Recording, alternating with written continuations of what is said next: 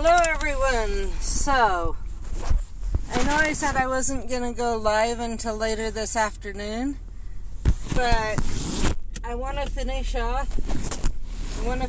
this event. I've got like 0.1 on a port key.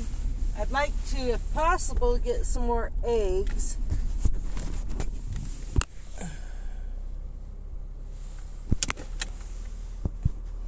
So,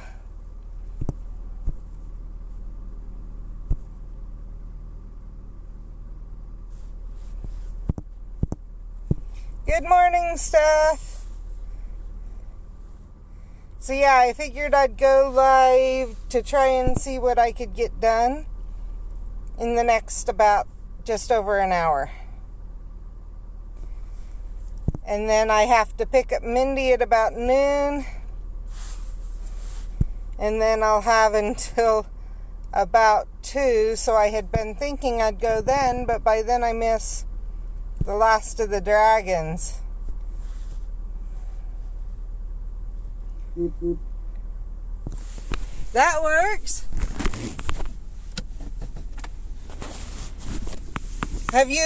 So are you feeling better?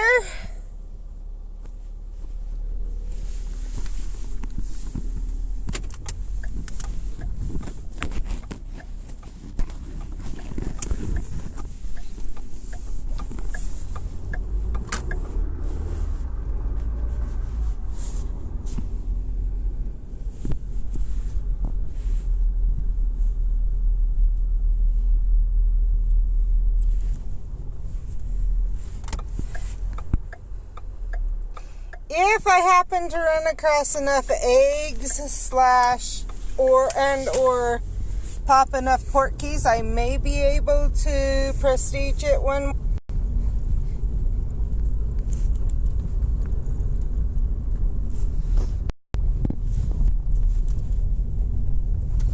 I'm sorry you're dehydrated.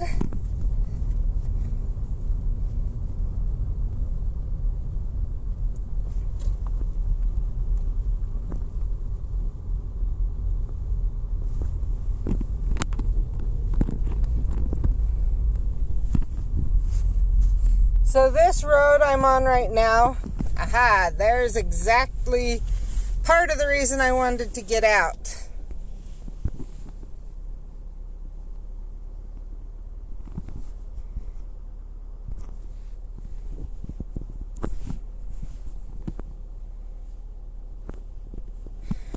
So why can't you drink Gatorade?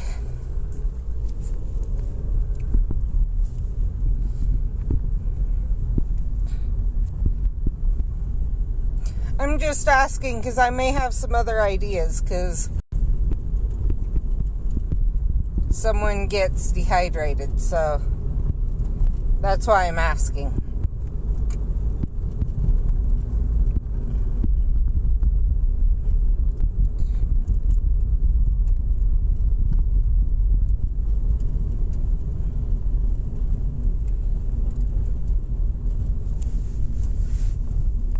Actually, that's what I thought.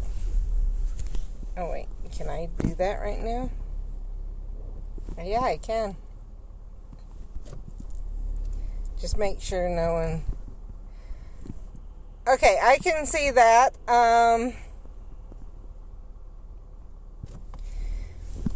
One question I have then, have you tried other drinks? Body Armor is one that my daughter and I have had that we've found that really hydrates really well, but seems to be, it feels more like a water than something thick, if that makes sense. And honestly, when we have it, we can go through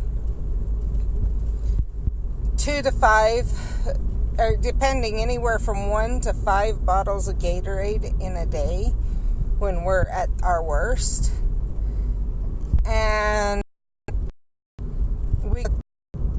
so it's slightly more expensive per bottle, but when you take into account the amount you use. So there's that. I just saw that you don't like them. Okay. Have you tried Noon tablets? They're Nuun, and you put them in your drink.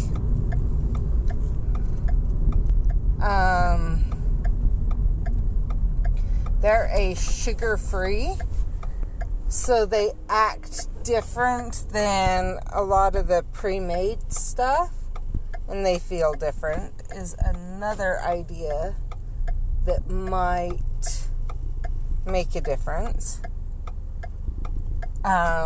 We also have, we use the Extend BCCAs. It's a powder that you put in your drink, and it's a pure powder. It's not a tablet. And that one seems to work for us. They're also, there's the option of, if you like Kool-Aid or things like that, and you're okay with that, you can take a Kool-Aid packet and put sugar and salt, and I don't remember the exact, and sometimes some baking soda, I think it is. I can't remember for sure. I can't remember the exact. Is another idea, but she's also the one that gets dehydrated the easiest, and so we play this game of, we have to try and take a time when she can when it's okay if she gets sick for a day or two, to have her try different things, so that if the one thing we know of goes bad,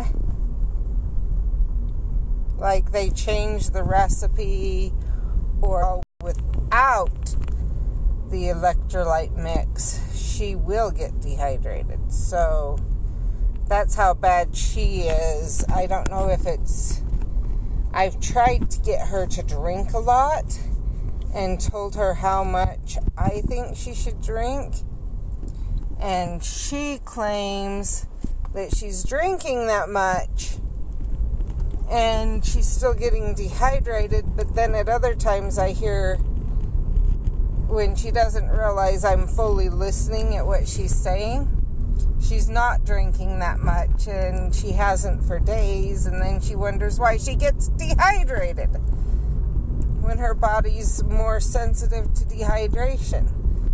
She has some form, the doctor's not sure what, but he's sure she's got orthostatic syndrome, some type of orthostatic syndrome, which means she needs the extra electrolytes to balance out her, and the extra liquids and stuff to balance out her system. So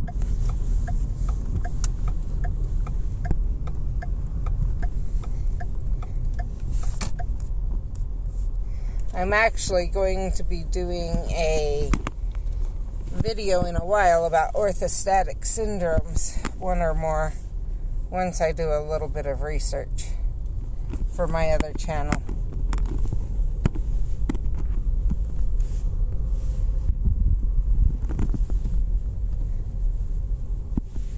Oh, I'm not even going to have to drop detectors to finish off that page.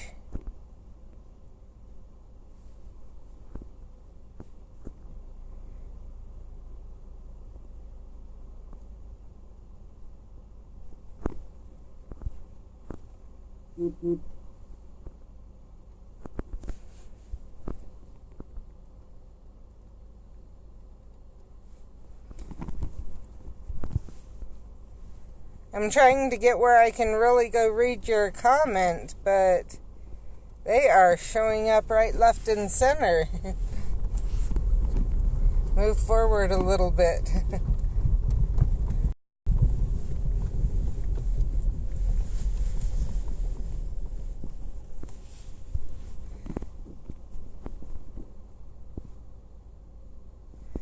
because now I'm off the road a little bit more. So, yeah, I can see, so Propel doesn't have colorant in it. I wonder if your issue is the colorant without you realizing it.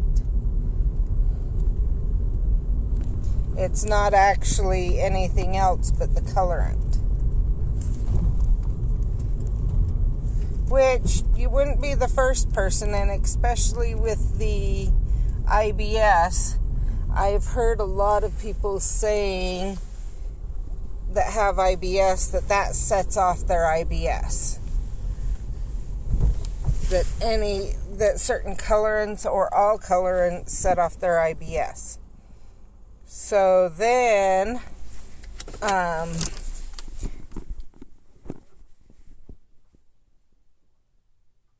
it would be looking for, so the Noon tablets don't have colorant in them. If you've tried those before, I don't know if you've tried those before.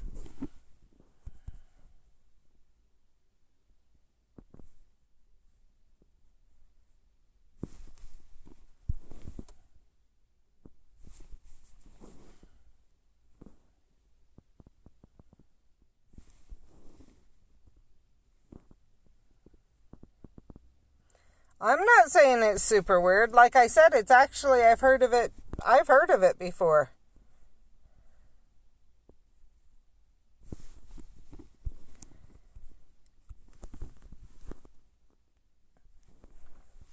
And I could see your body reacting to the colorants, just telling you don't like it, if actually it affects your system a little bit.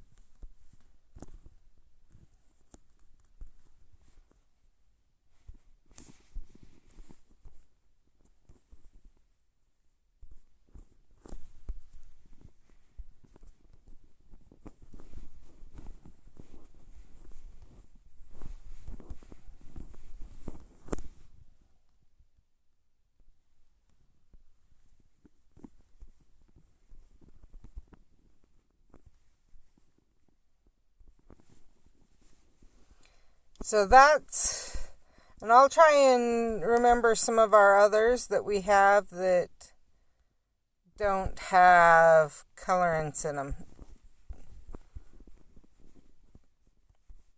One idea of what we do is we search Amazon for electrolytes, and then obviously figure if it's something, and then see if it has something that we don't like in it. The hard part with my daughter is we don't know what's setting her off. She can handle some things with colorants without an issue and actually likes them. And other things with colorants, she totally can't handle. So it doesn't seem to be the colorants. It seems to be there's something else, and we haven't been able to figure out yet what it is.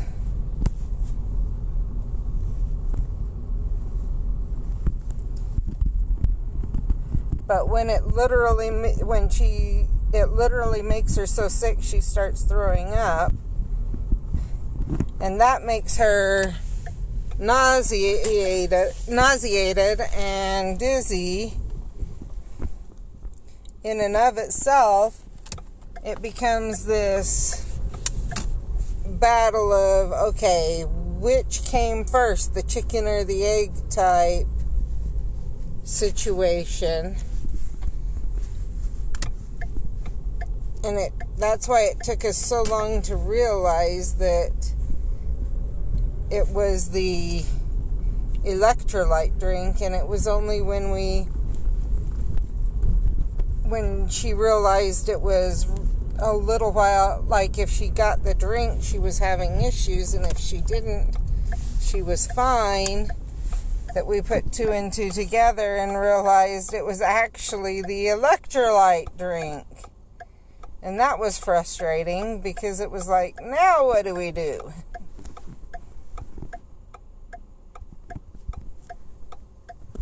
And I can't remember which one it was that we did that with, but she can handle Gatorades and Powerades. Some she doesn't like, some she does. The doctor actually had her. This is how bad she gets. He told us that when she gets dehydrated, she needs not just a Gatorade or a Powerade. She needs that mixed with a Pedialyte powder. She needs to have it that strong.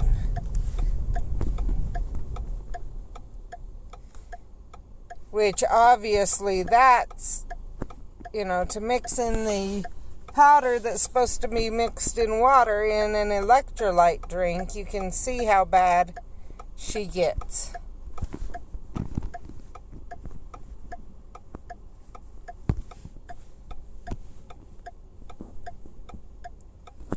Shoot, I'm not seeing a dragon egg port key.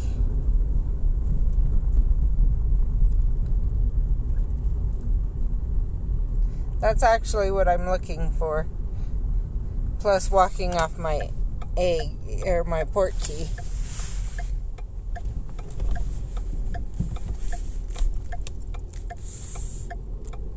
Let's go after this, see if this is the one. Yes, this is.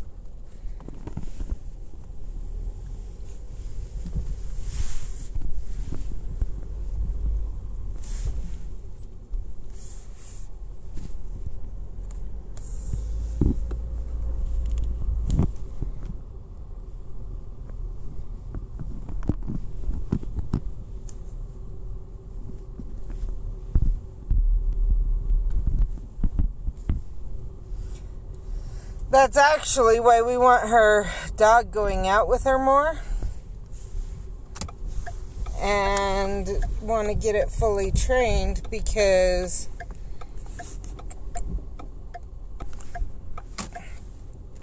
if it can be found out in time that she can increase her intake, maybe we can keep her from getting so dizzy she can't move and taking a day or two to recover. And that's how bad she gets. It takes her, even with the increased high levels, it can take her a day or two before she's not dizzy anymore. And that's not good for your system.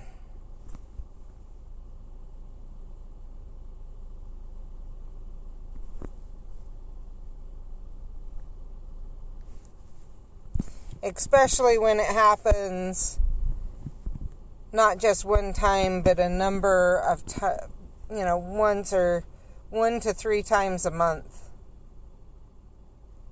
or more, depending.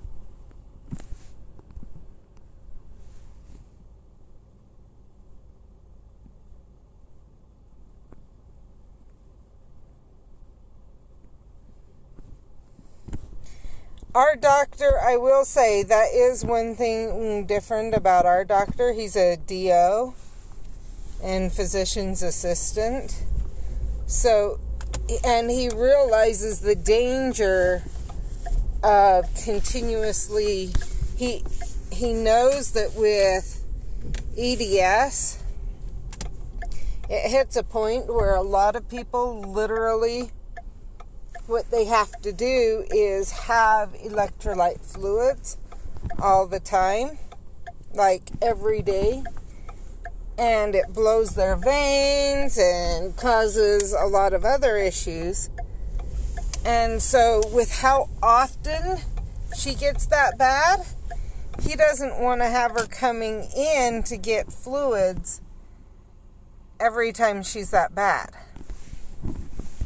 So he wants a way for her to take care of it at home so that hopefully we can delay or totally prevent her needing that much fluid. It is not uncommon for people with EDS to have to actually get a port installed and then have that port accessed a number of times a week. I have known of people who claim they have EDS, and I say claim because I'm not going to say for sure either way, because there were some suspicions there. I've known of someone who had it accessed 24/7, and a port's supposed to last 10 plus years. Hers lasted a year. And then she had to get a new one, and at that point they're like, we got to figure out something different. Because the more times and the longer it's accessed, the worse, and the quicker it'll wear out. And then you take longer to heal. And when you throw all that together, my doctor's like, if we can find a way to prevent that, we're going to.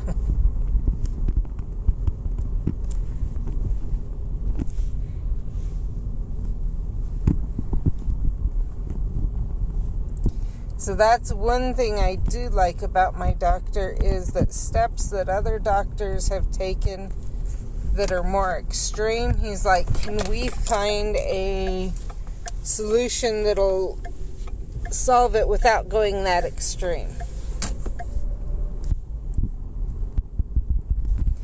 And the simplest solution we can find, the least invasive, is the one he wants to do until it does not work anymore. And only then does he want to will he go more invasive. He's not afraid to, if necessary, go invasive.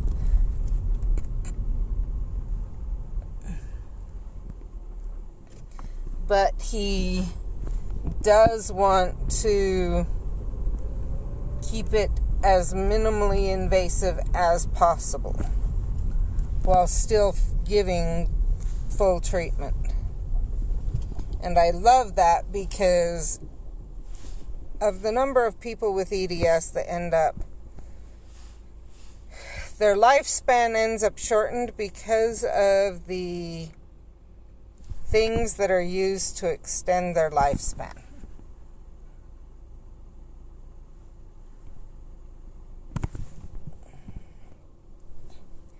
And he also sees that we have proof in our family that if the right steps are taken, you can live a long time with EDS.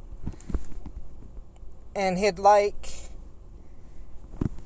our family to become more of a poster child for, yeah, EDS is a crappy disease, but it doesn't mean it's a death sentence.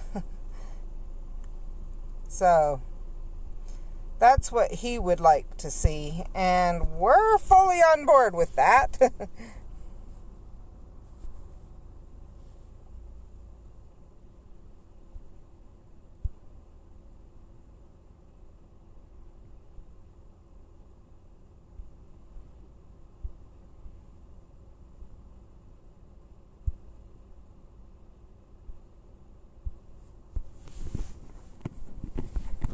Okay, go place 2 dark detectors. That's what I need now. And my port key. to walk to open 0.7. Okay.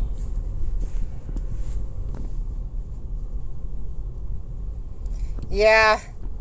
Honestly, that's part of the issue with EDS is some people really hit that point where they barely ever leave the hospital. And honestly, with where my daughter's at right now, if we did not have the doctor we have, and with where I was at one point, I mean, there was one point, as I've said before, my blood sugars, we couldn't get them above fasting. Most doctors would have admitted and said, you aren't leaving until we find the solution. And my doctor was, well, I can't guarantee that the doctors that you'll be put with will find a solution that you and I will be happy with. You know, they won't be looking for the most minimally invasive. He was like, technically, I guess we could put in a feeding tube, but that won't answer what's causing it. And I want to know what's causing it before I look into a measure like that, unless you're at the point where you're going to die without it. And I was like, thank you. He said, I know it's a common treatment, and even after getting the EDS diagnosis, he said, I know this is a common treatment for people with EDS, but I don't want to do it yet. I want to find the reason. What is causing it? Because, yeah. And so we ended up, I did some figuring, and I have an idea the root cause. He doesn't know for sure the root cause, but he found a treatment I found a treatment he was happy with, and more than happy to do, that solved the issue. And so he's like, okay, we will do that one. I'm more than willing to do that one. And that was he's got me on digestive enzymes. I suspect the reason, to be honest, is gastroparesis. It's real common in EDS. And most people with gastroparesis, the minute they're diagnosed, they end up with a feeding tube. But I figured, hey, if things will move through faster, then you don't need the feeding tube. Because the problem with gastroparesis is basically the stomach kind of gets frozen, is kind of the best way to move it. And so you can't eat what you normally would eat. Well, in conjunction with my doctor, I'm like, and I checked with him, and he's like, go ahead and try over-the-counter enzymes. It can't hurt. See what happens.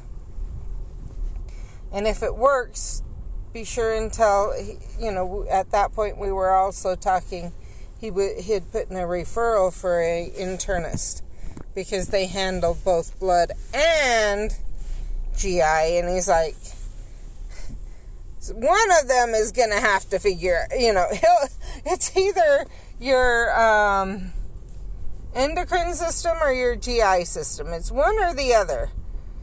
And so this guy, he agreed with me. This guy covers both. So he won't be, well, I'm going to pass this. I should have waited on that one. I was thinking, I forgot. I thought I placed that dark detector. That's why. Anyway, he was like, he'll cover both, so if it's not the one, he can look into the other, was our idea. Or actually, it was my idea, and he totally agreed, because he's like, yep, he won't be as likely to brush it off to someone else because he covers both. Whereas the GI and the endocrinologist were both, nope, it's not mine, it's the other guy's. And so the endocrinologist said it was GI. And then I went to the GI and he said he has no clue about blood sugars or anything. It's endocrinology. It has nothing to do with GI. And he refused to look at anything. Even as I brought up EDS. He's like, nope, doesn't really exist. It was more the idea he gave. Was that EDS is a fake diagnosis and does not affect your GI ever. Because it's not a real diagnosis. And he actually tried to play off that I didn't even have that diagnosis in the first place. Even though I checked my notes and it was right there. So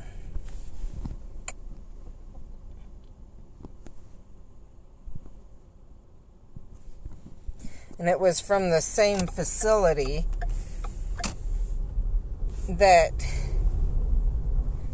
yeah, I wasn't very happy with him. He actually retired a few months later. So my suspicion is he knew what was going on and he just didn't want to deal with it because he knew that GI or the EDS meant GI issues galore and would need following for quite a while and stuff, because he was EDS knowledgeable. He just didn't want to deal with it, is my thinking, because he was getting ready to retire. So we did our research, found a doctor, a internist who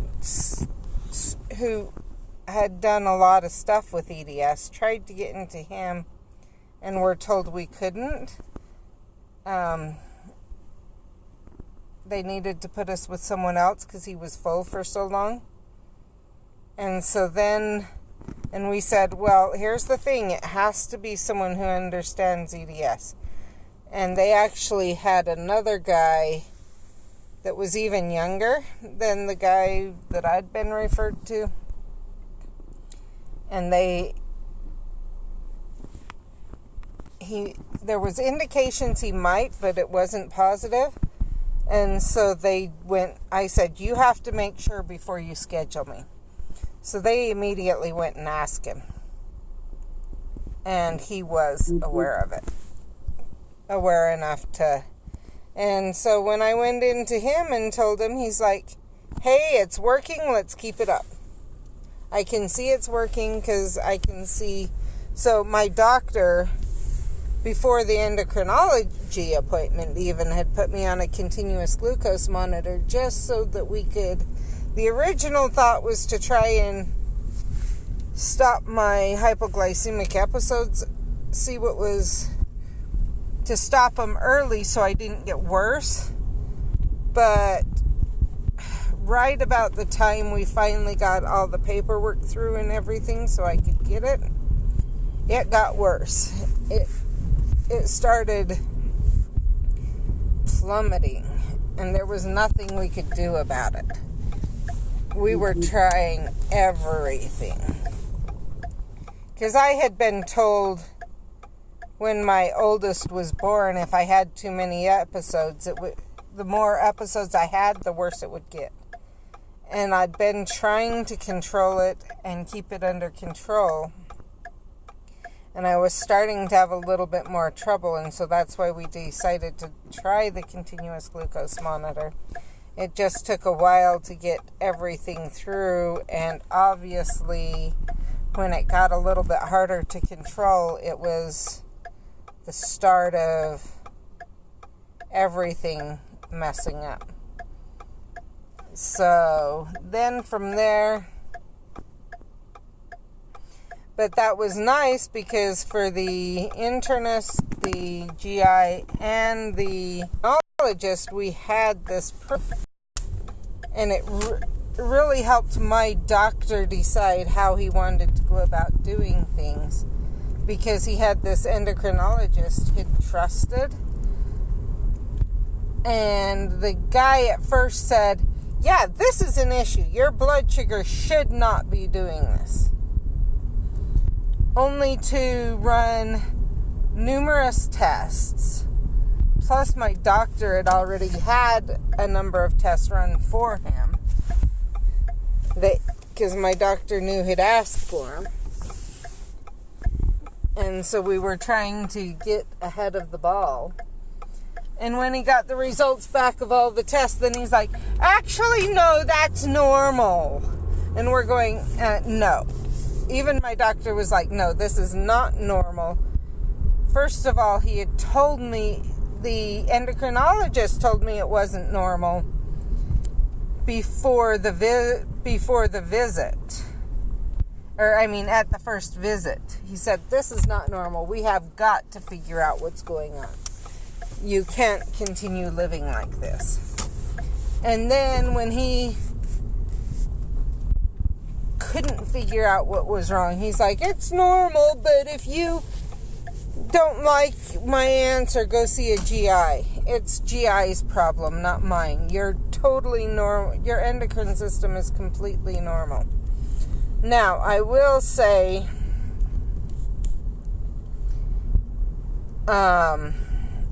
in some ways he was right. From what we can figure out, it probably is my GI system that the issue is, but it was what the nurse kept saying was, he said it was normal to have blood sugars like that. And we're going, no. Even my primary care was not happy with, that's what they told my primary care. And my primary care said, no, I can look at it. No, it's not normal. Do not try and tell me this is normal. So at that point, when he saw that the endocrinologist had said maybe GI has something to do with it, and he referred me to the GI. And at the same time, I had a rheumatology follow-up, and a week before, my son had his first rheumatology appointment, and that's where we got our EDS diagnosis. Is the rheumatologist saw my son and said, this is not psoriatic arthritis, this is EDS. So when I went in the next week, I asked him if it's possible I had EDS and not psoriatic arthritis, and he did some more looking, and he went, yep, it's not rheumatoid or it's not psoriatic arthritis, it's EDS, and I can't help you anymore. And I said, could this have something to do with my blood sugars, things like that? And he's like, and he basically said, I don't know. What came across was the medications I was on wouldn't be doing it. The pain wouldn't necessarily be doing it directly, but now I know might have a little bit to do with it. But the bigger thing was there are the other issues with the EDS that could. So, but yeah, that was an interesting time. I actually was talking to someone today, and they're like, I don't know how, or they've been with a pediatric doctor for a long time, and they're aging out. They're still at home, but they're aging out with the pediatric, and they're like, I don't want to find a new doctor. Can't I just convince this doctor to keep seeing me? And that's what others are saying. Just convince that doctor to keep seeing you. And I'm like, really? The best thing you could do right now is to try and find a new doctor. Go through the steps while you've got backup.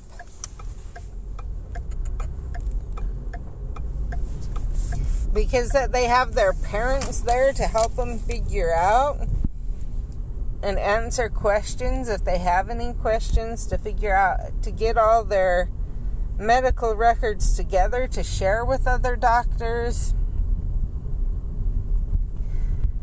and figure out how to do that and how to keep your medical records, and then how to check doctors out and find out what doctors are going to fit your needs.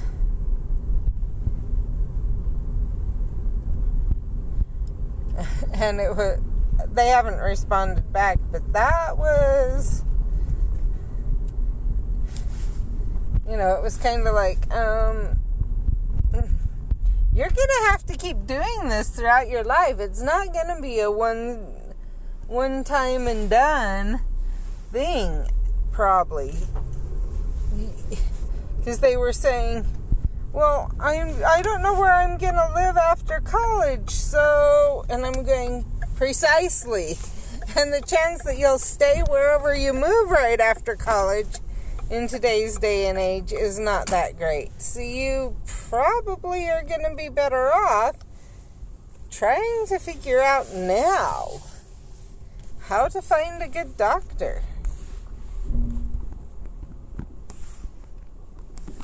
How to check out, how to test out doctors, how to share information you need with doctors, etc.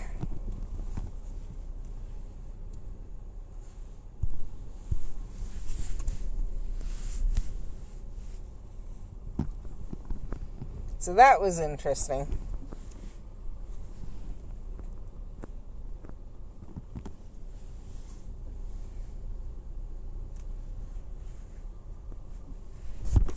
So one thing I will say, my son on a mission is figuring that out already. Right now he's being told what doctors to go to, but he's realizing that not all doctors know what they're talking about. Some are amazing and some are crap. And he's already got the idea of how to work with a doctor. Luckily, he's had that experience that I did not get.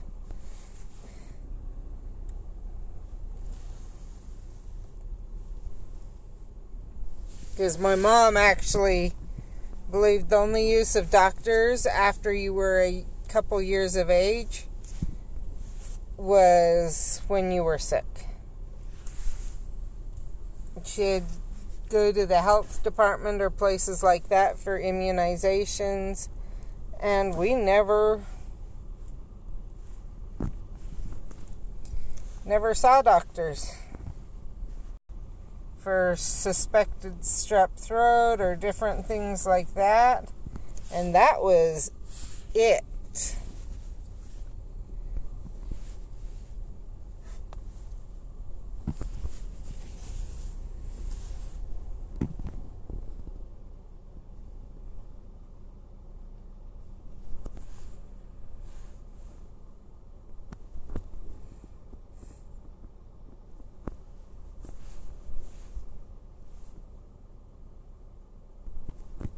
Yeah.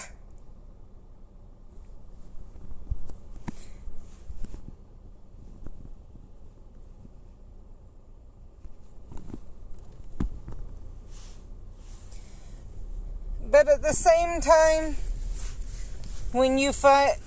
So one thing I've seen with EDS, in the EDS groups I'm with and whatever, is people go to one doctor have a bad experience and say all doctors are horrible, or they go to 2. And what I've seen is there are horrible doctors out there. Doctors who just don't care, doctors who don't get it, and refuse to work to find treatments, etc. But I've also found, and I will say, I got really lucky. Somewhere early in my married life, I think it was actually during my first pregnancy. It was. During my first pregnancy, I became friends with someone who her pregnancy ended up having a lot of issues. And the baby was born with trisomy 21, I think it is. I can't remember. It's not Downs. It's a different one that a lot of times they say the baby won't live to be born. And her and her family chose to keep it. And the doctor said, well, I'm not even going to treat you anymore. And she's like, that's fine. And she went to another doctor. And then when the baby was born, there were a couple doctors that were saying, nope, we aren't going to do any treatment. And she's like, okay, then I'm finding another doctor. And that had shocked me because I was raised with, you go to Instacare and what the doctor says, that's the way it is. And she said something to the effect of, the doctors work for you. And a lot of doctors forget that, and a lot of people forget that. And if you had a secretary and didn't like how the secretary did their job, you would fire them. You wouldn't hesitate. You wouldn't say, well, I guess you know better than me, and fire them. And stick with them, even as or a financial advisor, even as they squandered your money with a financial advisor, or things like that, you would fire them. There would be no hesitation. And she said, there's no difference in doctors. You can hire and fire doctors at will. A lot of doctors don't want to accept that, but you can. Now, since then, I've realized you do, to some degree, have to be careful with that. Because you don't want to go doctor shopping, per se, just to get the diagnosis you want. But what I have realized is it is true. That's one thing I've been blessed with is I found this doctor years and years and years ago.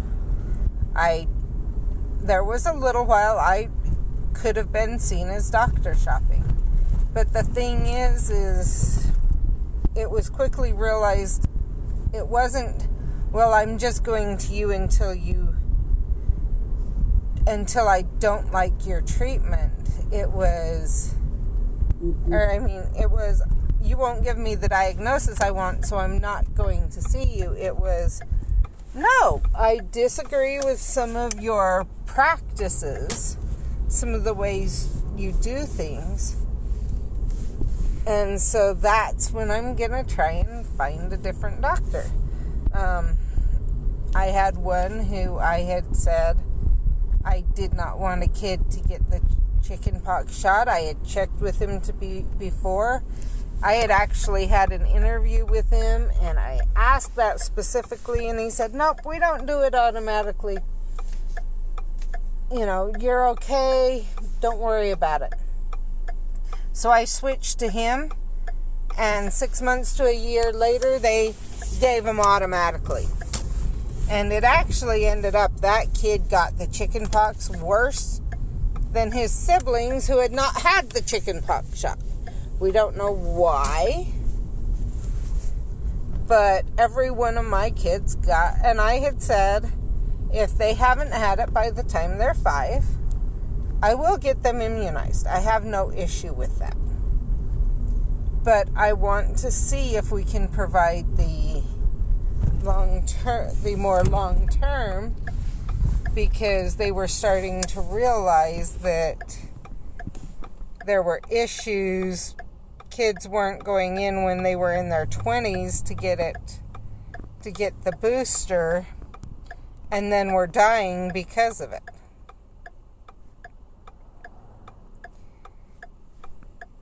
And so I was like, I know there's a greater chance of my kids being one of those because of the family they're raised in. And so I would prefer to see if they get the chicken pox first.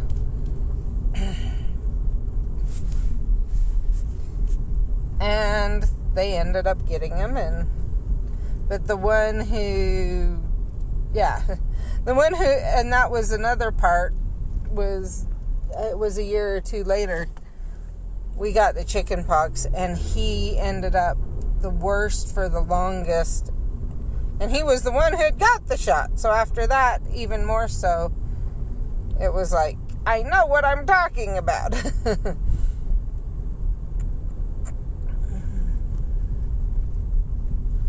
So that's when and right about that time from that doctor we moved. I can't remember why I switched to him. I think the doctor I can't remember.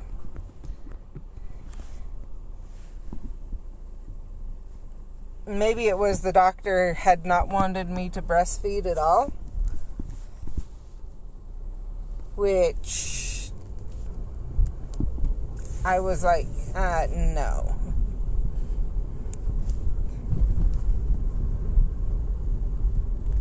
Or it was too hard to get in with him, I can't remember. So we moved, and I found a good doctor that I loved, and I stayed with until we moved again. And then I found, and each time I knew to do research. So I had found another doctor that we loved for a while. We stayed with him for a number of years. And then ended up moving from him just due to some factors. And we moved to this place. One of the reasons was it was a lot cheap. Or we'd tried out a couple places in between. And then we found out about the place we're at now, and it's actually cheaper. They have a sliding fee scale for low income. So that made a difference in my mind, because, okay, we can get care for cheaper.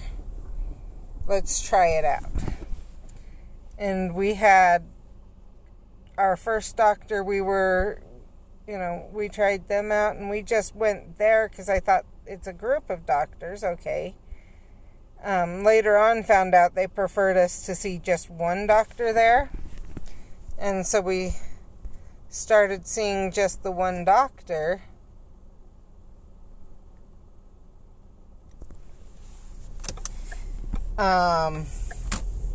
And just happened to luck into, with that one, a pretty good doctor. I was okay with him, whatever else. And then he moved, and the doctor they had replace him is this doctor that has been amazing. Like, they've had us when he's not there see other doctors, And it actually hit the point where our doctor told us to not see some of the other doctors because they weren't handling our cases sufficiently.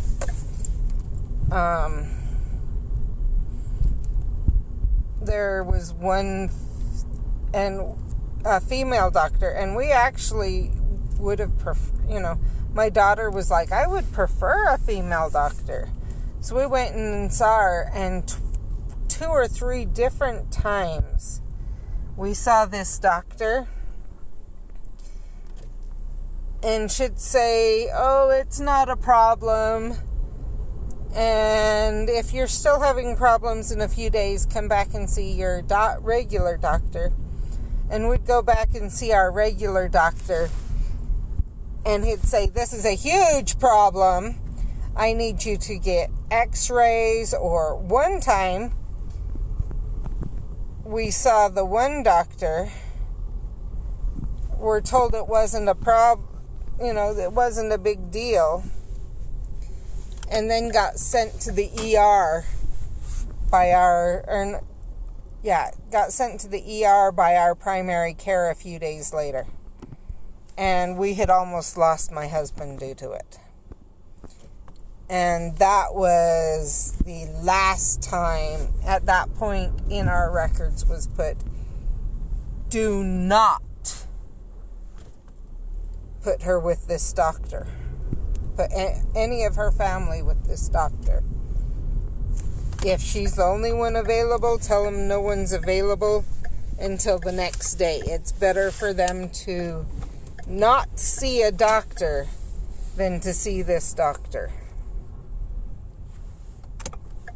So,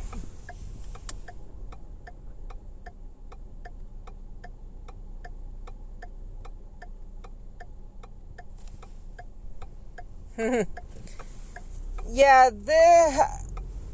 I think this son had it once, chickenpox once, is all.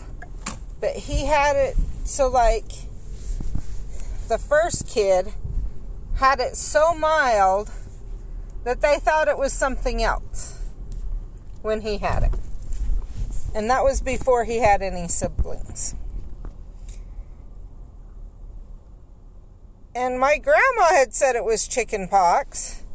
And the doctor had told me it was something else, and I trusted the doctor. Well, then, my other kids came down with it. A few years later, it looked the same. The doctor saw it then and said, this is chickenpox. He saw it on my daughter, and he's like, she's got a real mild case, but she's got it. And watch your other kids. And at that point, it was like, okay, I know my son's had this, because this is exactly what it looked like with him.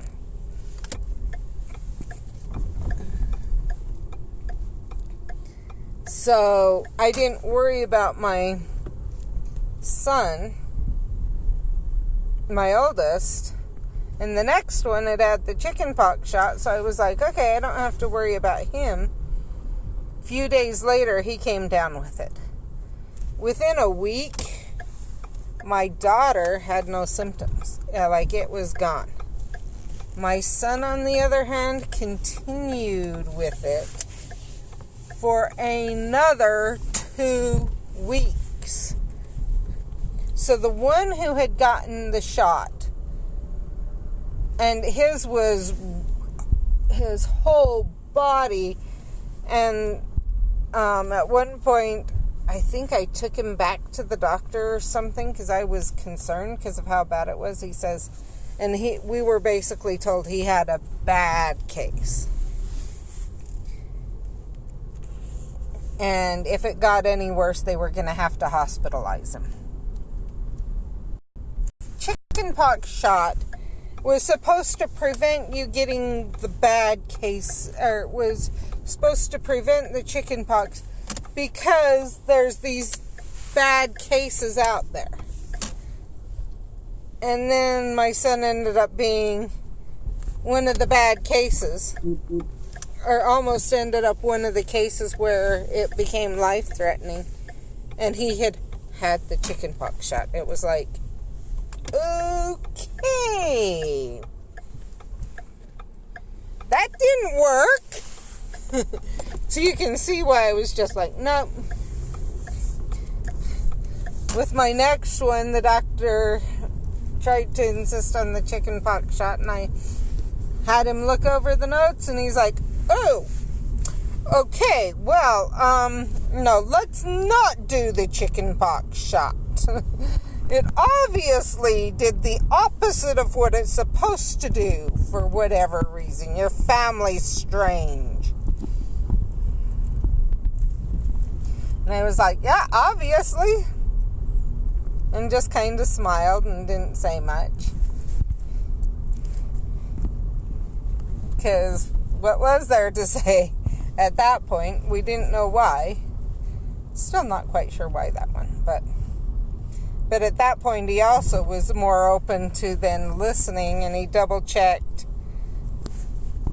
some of the other records and realized that it was the 5-year that if I could avoid, or one of the doctors, I can't remember which, but one of them realized if I could avoid one of the DPT shots when they were younger, diphtheria, pertussis, tetanus shots when they were younger, then they would have less problems when they were 5 years old.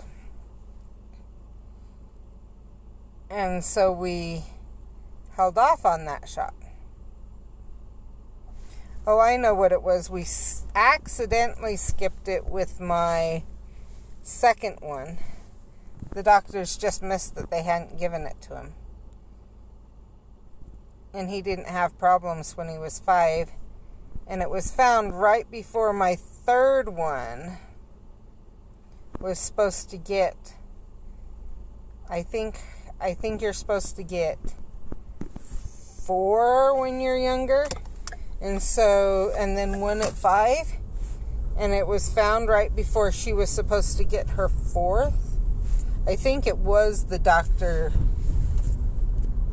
Anyway, I can't remember what doctor it was. But so they had us hold off on that 4th shot for a couple years. And gave her her 5th one when she was 5. And when you get that 5th one, or when you get the one at kindergarten, even if you've only had 4, you're fully covered. So we held off for her and for the second one, and then we did the 4th one too. And then their dad, when he had custody for a little while, got them all an extra DPT shot because they didn't get it when they were younger, even though it says that if they missed it, they're caught up. So we still need to get it to them, even though they're caught up. And we're going to double up on one of them. And every one of them struggled to walk for hours and hours, and their dad was screaming at them and whatever else they told me later. Because, well, you needed to have that shot, and come on, you're faking it. And the doctor says, nope, their kids need to be aware too. Because, so, that was interesting.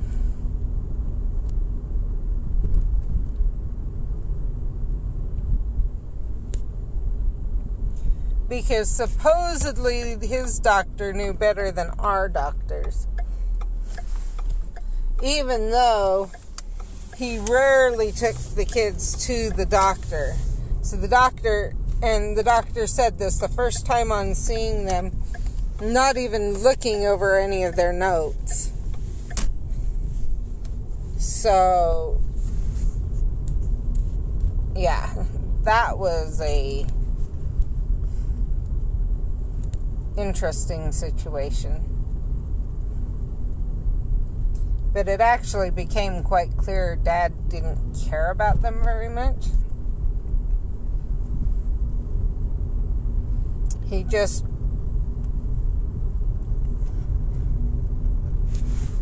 It was more a money thing for them. Sadly, we actually kind of have proof of medical neglect with him. But he decided to become a fugitive, to do what he needed to do to become a fugitive right as we were applying for medical neglect. And gonna have the proof of that. So instead we got custody anyway.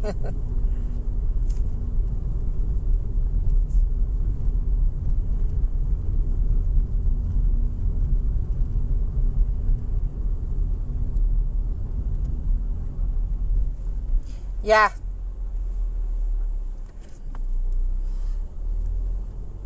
In this case, I will say, so it may sound bad, but I'm kind of glad he did what he did. Because we had medical neglect on only one of the kids. And so the kids might have had to be separated. And it would have had to go through court and everything else. And it was actually getting pretty dangerous for the kid that we had medical neglect with. We were getting really worried. And so this way, it solved the issue. If that makes sense.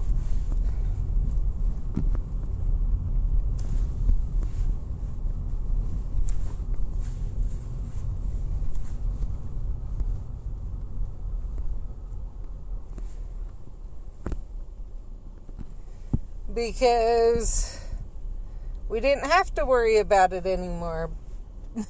Because he couldn't exactly take care of him when he was a fugitive. So there could be no argument that the kid should stay with his wife, his second wife, that wasn't their mother. That there was also talk then at that point, because of what it was, that there probably would be a divorce.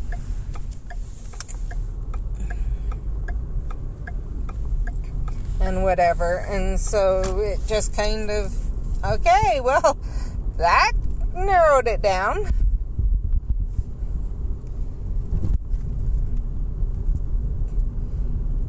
And it kind of just stopped everything in its tracks.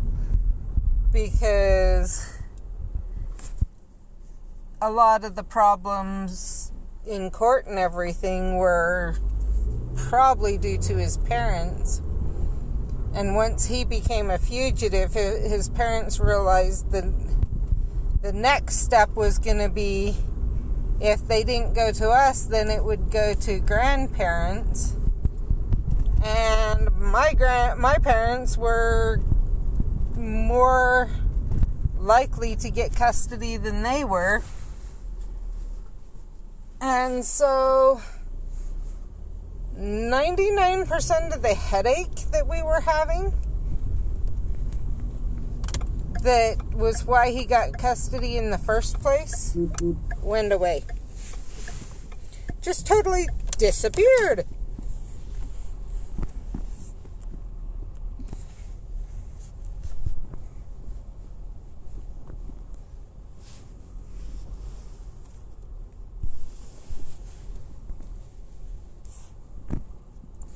And then, right about the same time, right before this happened, while we were still keeping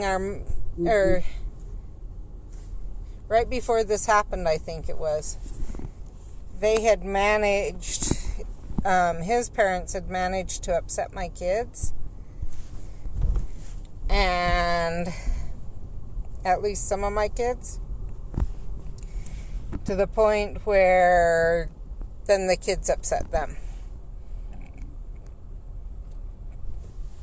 And as soon as Dad became a fugitive, Grandma and Grandpa wanted nothing to do with them. Grandma and Grandpa on his side. Grandma and Grandpa on my side loved the kids to death.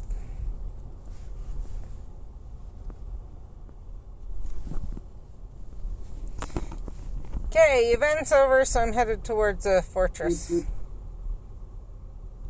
Once I get out of here. I was going to go to one, but I think I'm going to go to a different one.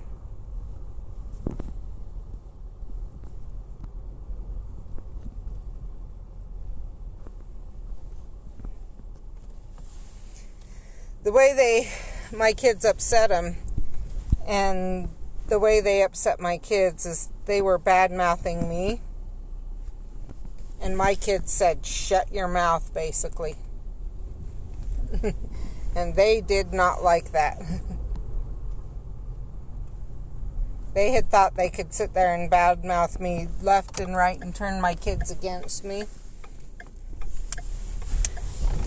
And my kids were like, "You don't even know what you're talking about. So shut your mouth."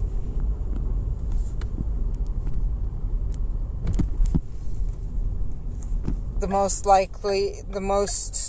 likely to allow himself to be pushed by people, everything else, and just keep his mouth shut and try and keep the peace.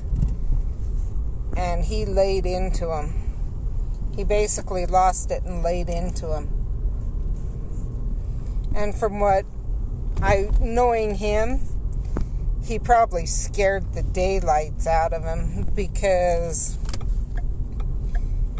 when he would lose his temper, he would lose his temper. I personally think he's got PTSD, and it's just not been diagnosed. Which you understand what that's saying. And I think they hit a trigger, and they triggered his PTSD. I think, just knowing what I've heard from him and everything, and from the other kid that was there with him at the time, I think they triggered his PTSD and majorly triggered it.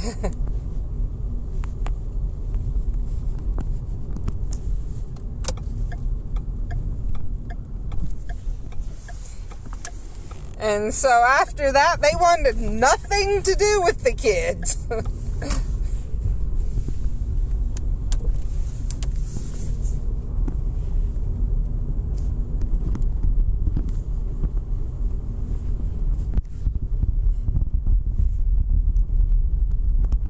And I think it's because he went from this quiet, never say anything, let yourself be pushed over, to exactly what PTSD does to you.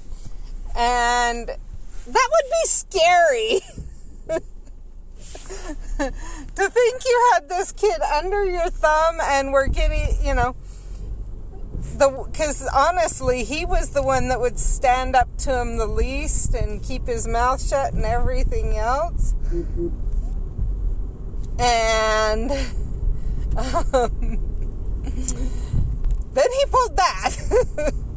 And so the one they thought they were changing and gonna get, and then from there they could start working on the rest, was the one that ended up scaring the bejesus out of him.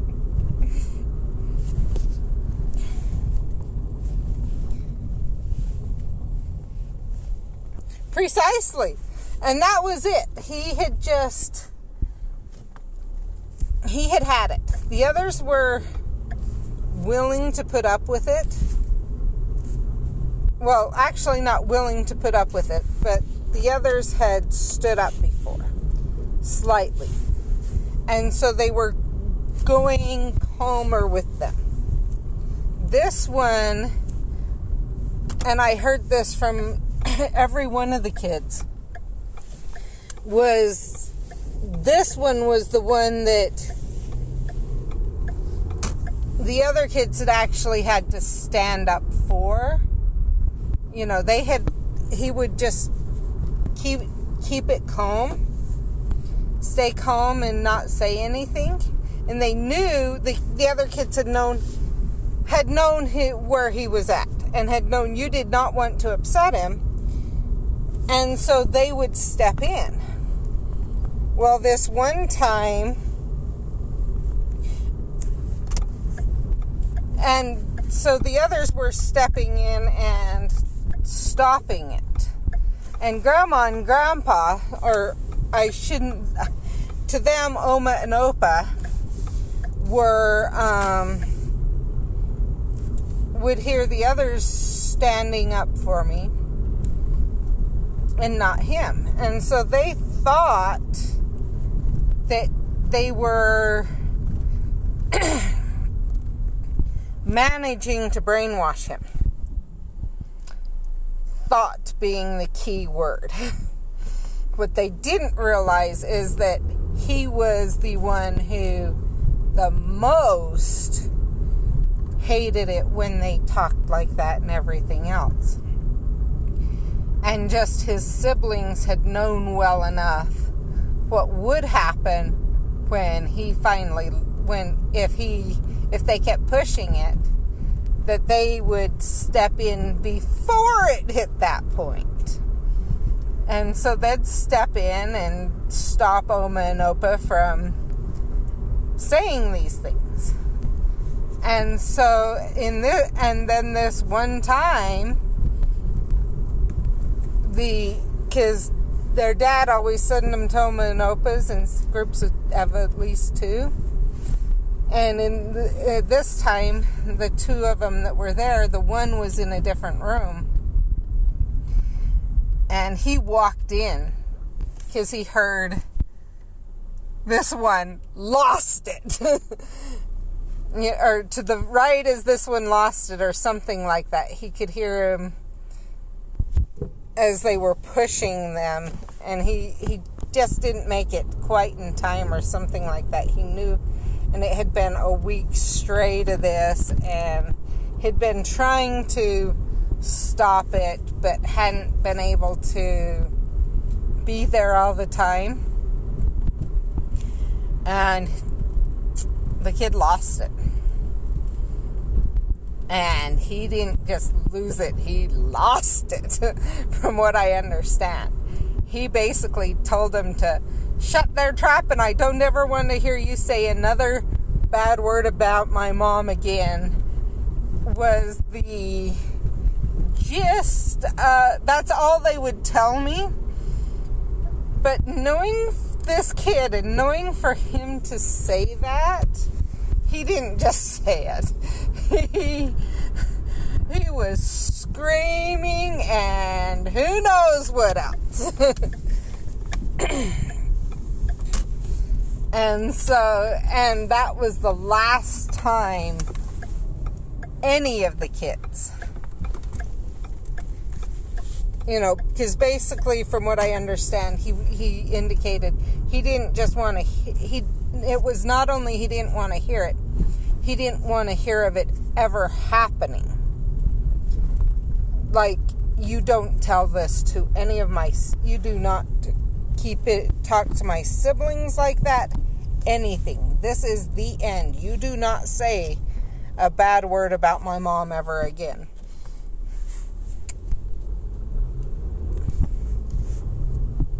That was the last, and he came to me that next summer, when he came back, he's like, well, I'm not going to go over to the Zenopas again. And I thought he was just upset about it. And I'm like, I'm sorry, but, he's like, no, they won't want me again. I'm not going. They will not. And I'm like, okay, what'd you do? And that's when he told me, he's like, because I won't put up with it anymore. They want us to roll over and and start to hate you, and we aren't going to hate you. And I basically told them that. And I told them I didn't want to hear of it ever happen, I didn't want to hear it ever again out of their mouths. And the other one that was there looked at me and said, uh-huh. And they're like, what caused that? And the other one said, they spent all week bad-mouthing you, and he hit his breaking point. And I went, oh, crap. He's like, he didn't hurt anyone, but he hit his breaking point. And I'm like, oh, boy. But that's all. I said, what did he do? He hit his breaking point. That's all they'd tell me. They would not tell me what he did. But before this, we'd had instances of him chasing his siblings with knives. And they did admit that it happened in the kitchen, that he hit his breaking point. They said he was in the kitchen with Oma, and the other kid was in another room with Opa when he hit his breaking point. And so I'm not sure exactly what happened, but then and it was right about the same time I got custody, and we never heard from him again for many years. And then they would send a Christmas card, if that, sporadically. And there's some indications that the Christmas card may not have actually come from them. It may have. I've heard both ways from the kids.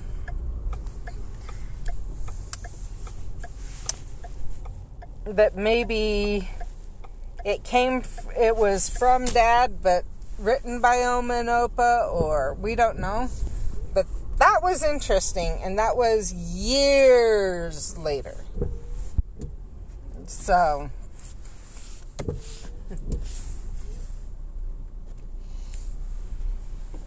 it was just funny that it affected, or the timing and everything else.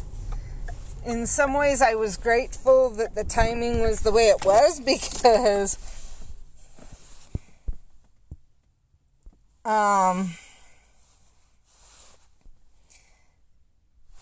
who knows if Dad had had custody, what would have happened, because of how bad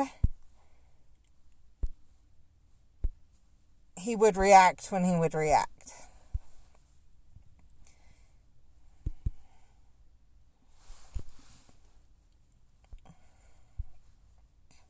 So, what do I need to do here? Let's see. 3 of those and defeat 10 foes. Okay. Let's actually go over here first, though. Oh, I think I'm going to do this first.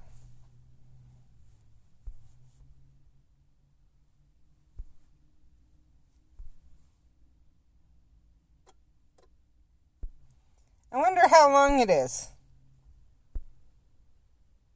It's still an hour.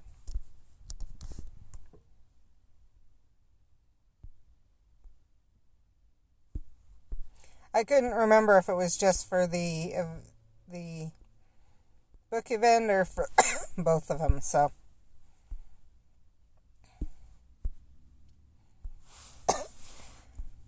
But at that point, I stopped being worried about what would happen if they did go to Omas and Opas, because it was like, okay, well, they know how to stand up for themselves, because he was the one I was the most worried about.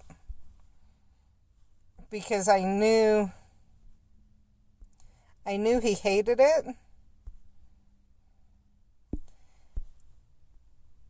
And I knew what would happen if he lost his temper. And so at that point, it was just kind of like, well, you brought it on yourself. I'm not going to step in here.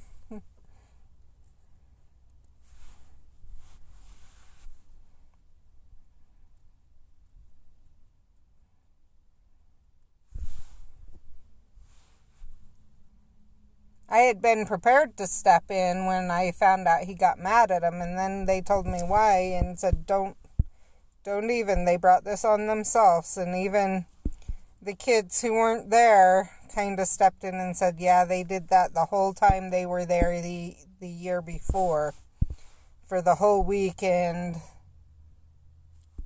The next calmest one had almost lost it.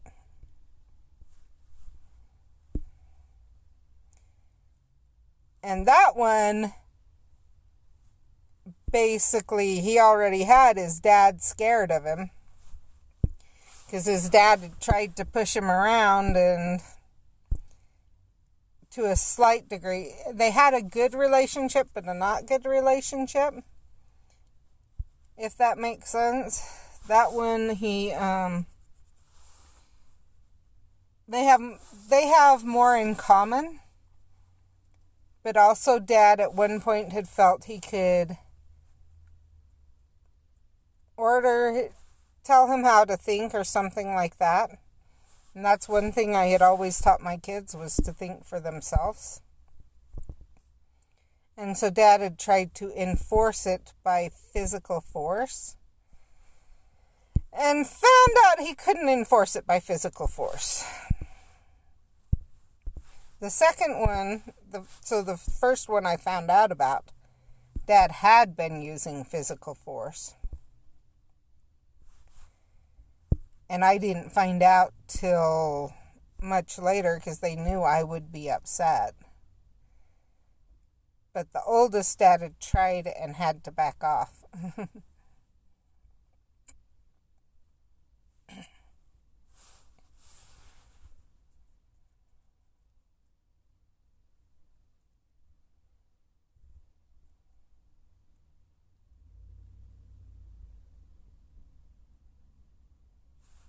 So that was always fun. And I'm so glad. So that's also why it made it so much easier when Dad made the choice he did.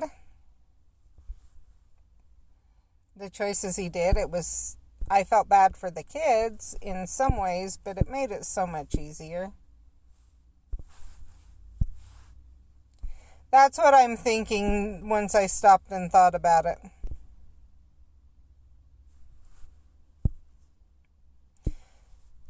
The funny thing is Dad's told him, oh, it's okay, I'll just wait till you're 18 and then everything will be gone.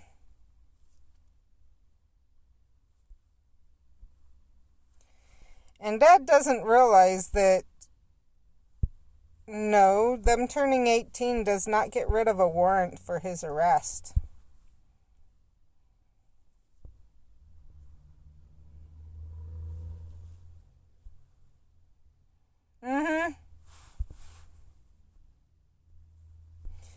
He went poof for a while. He thinks it's only for a while. He doesn't realize that his choice actually lengthened the time, because once a warrant's written and you run, or once you're arrested and you run, it stays until you go to court with it.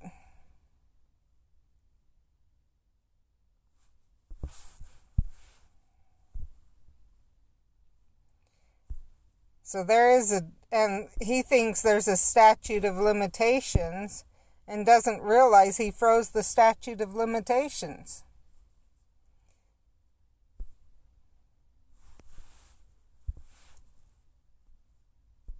I know.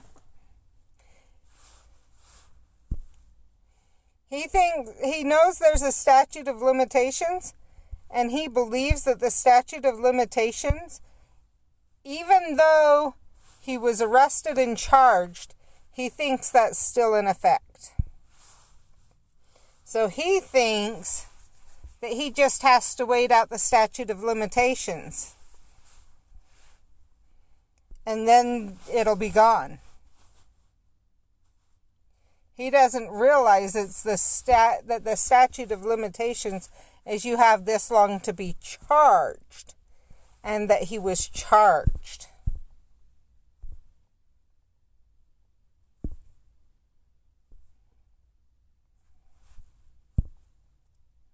And so eventually he's going to have to come back and,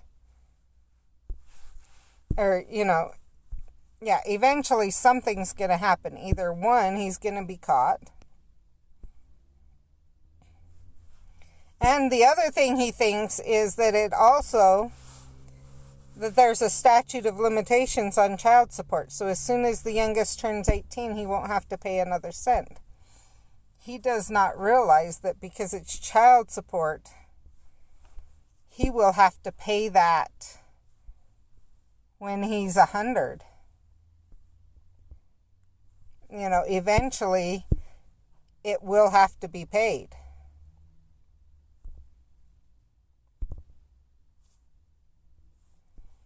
So that one's kind of funny too.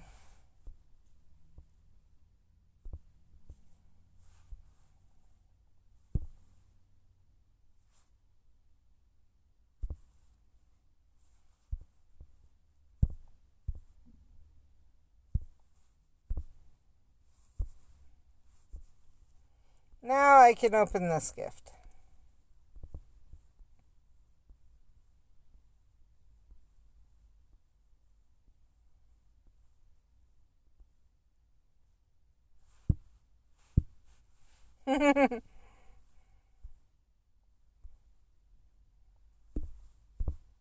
So what we've talked about, I've actually sat down with my kids and said, what do we want to do?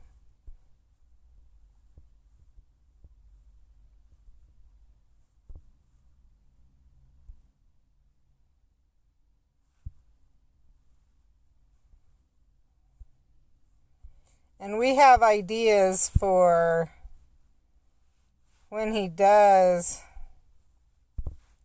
finally pay up, what's going to happen.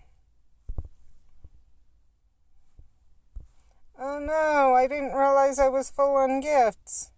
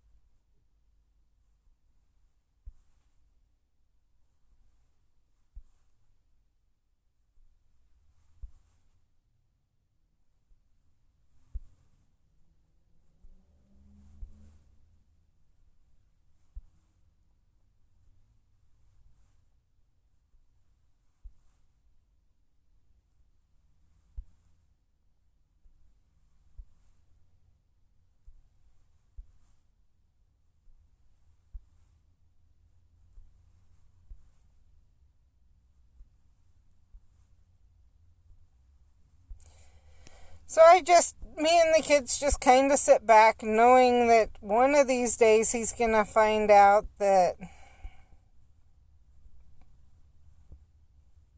his plan is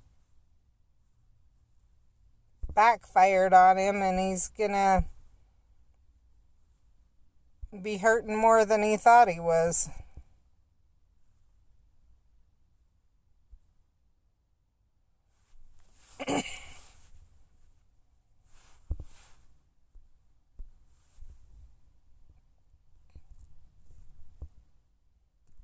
Because basically I talked to the kids about how his choices have hurt them. And so what we want to do with the money when it finally does come through. As well as what they would like when he does go to jail. Because the thing is we're pretty sure when his parents die, they're going to leave him with money. And so we've taken steps to where when that happens, it comes straight to us. And he does, and if they don't, oh well. at that point, he's going to have to figure out getting a job or something, because his dad and mom won't be able to keep him hidden.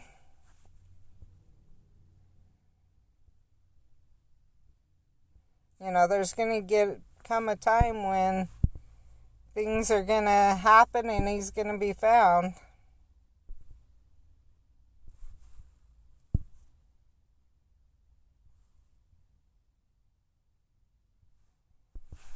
And so we talked about what would they want, how would they want court to go, because part of it was against them.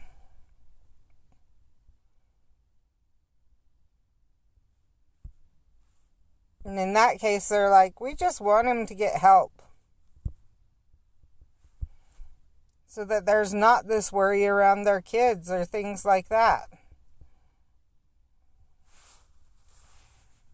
And so that's what, we've told the person who, it's not the guardian ad litem, but whoever it is that helps work with victims.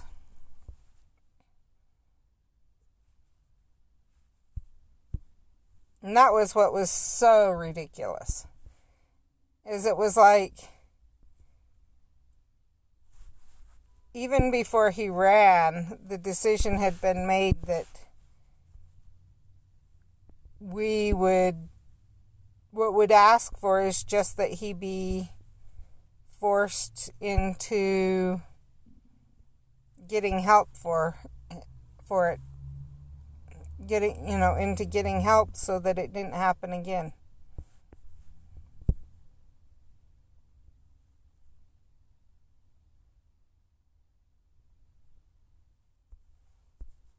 And his choice was to run.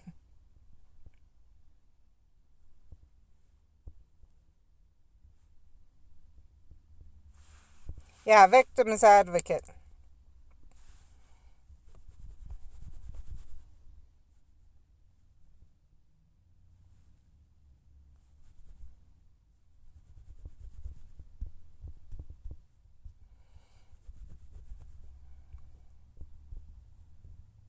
But I think part of it was he realized he wasn't going to keep being able to beat down the kids. The kids saw in my case, saw that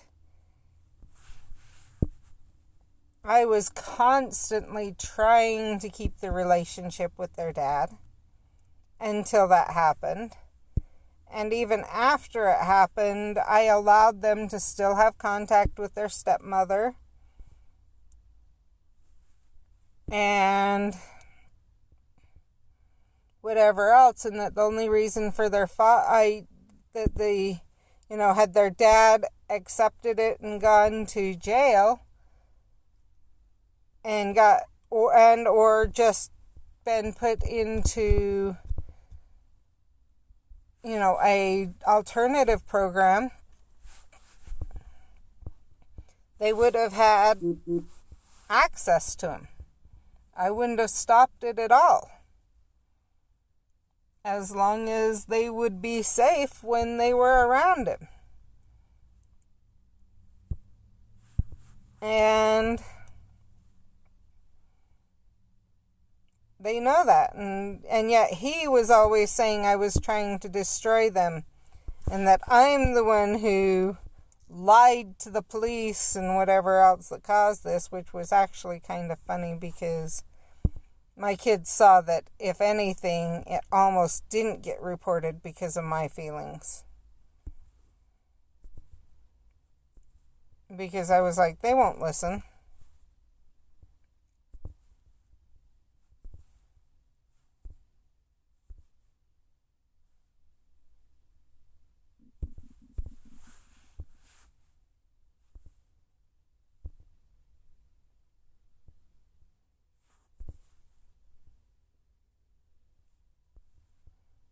So he actually ended up showing his kids more what he was like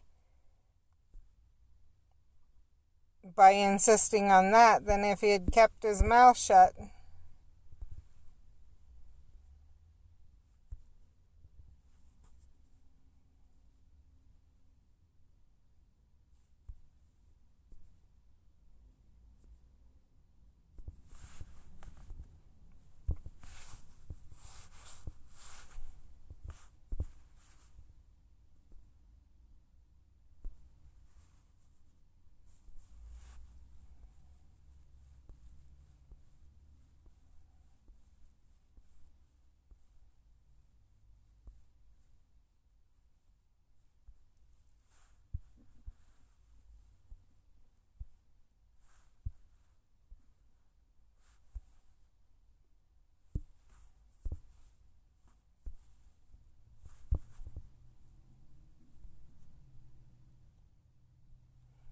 But I think that's when I realized that,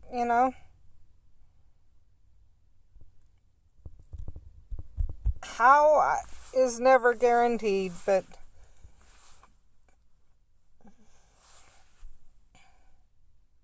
and how and when, sometimes it's a lot later than you hope, but it seems like everyone sometime pays the penalty for their actions. I will say sometimes it's not in this life.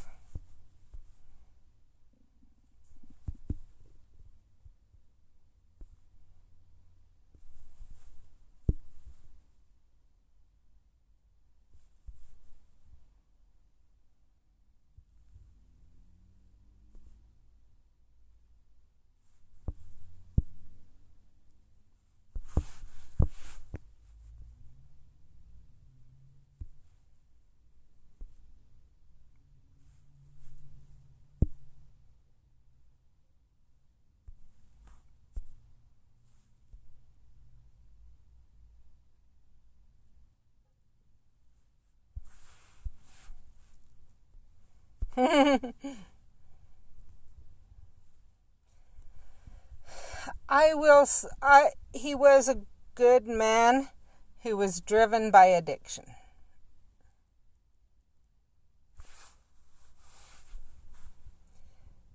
That's what I will say. And that's why the kids themselves, by addiction and possibly addiction and depression, and by his parents. I don't have any excuse for his parents. I will say that.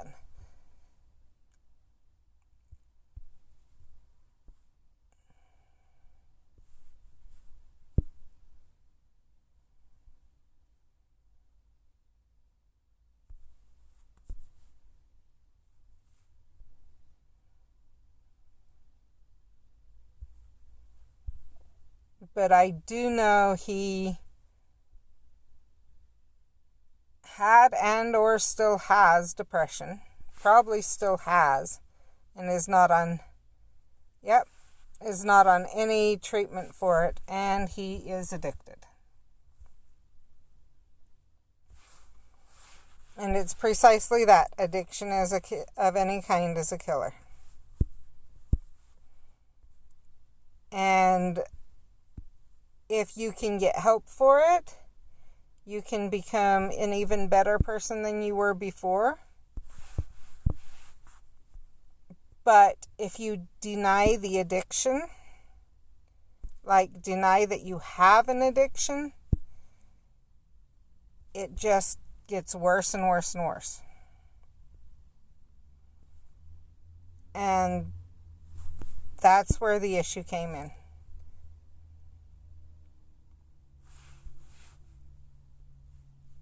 Oh, I will agree on the root of deep issues with him. That's why I said I have no excuse for his parents. It's very possible there's some personality disorders there.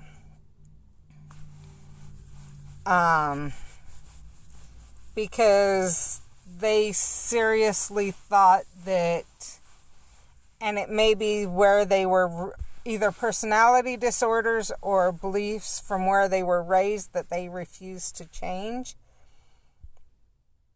But they seriously, part of it is their belief is that they should control their posterity's life and make every decision for them until the point that they die. So in other words, that they should still be able to, so that they should at this point be able to tell, and obviously I didn't stand for that, was part of our issue and part of why they hate me.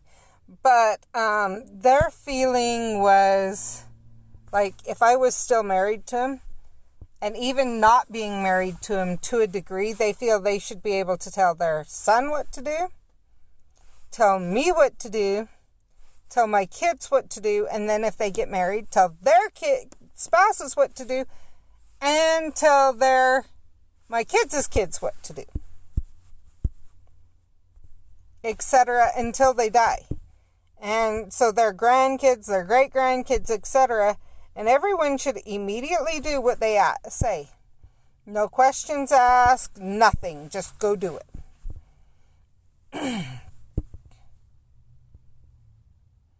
So things like the belief that you shouldn't get married until you're graduated from school and have a permanent job and a house and everything else.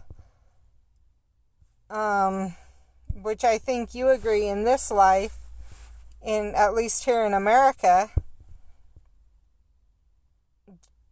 you don't get one job and then you stay at that job and have it be able to provide for you amazingly the rest of your life. It doesn't happen here in America. You switch jobs, etc., etc.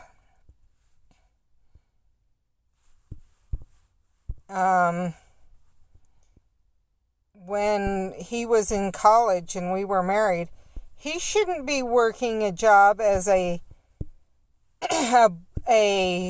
blue collar, I think it's blue collar, anyway, a pizza delivery or any of that type of job. You wait until you have, seriously, the first job you should get is as an executive or in a, major place like that. You can get those types of jobs with no other background other than maybe schooling. And it's like, not here in America. You need a job you need to have a good job history to get a job like that. But they wouldn't believe that.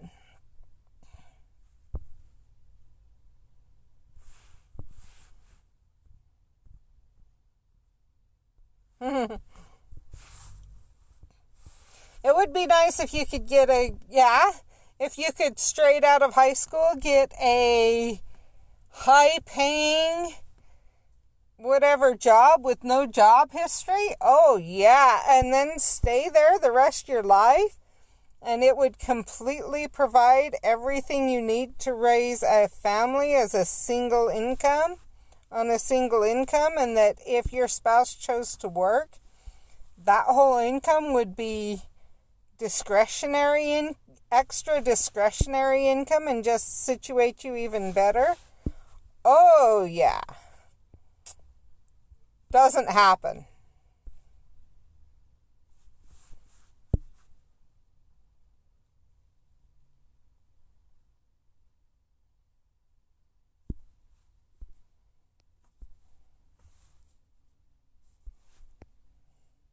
But they couldn't grasp that concept. Okay, I only have essentials, so I'm going to send you a regular sponsored.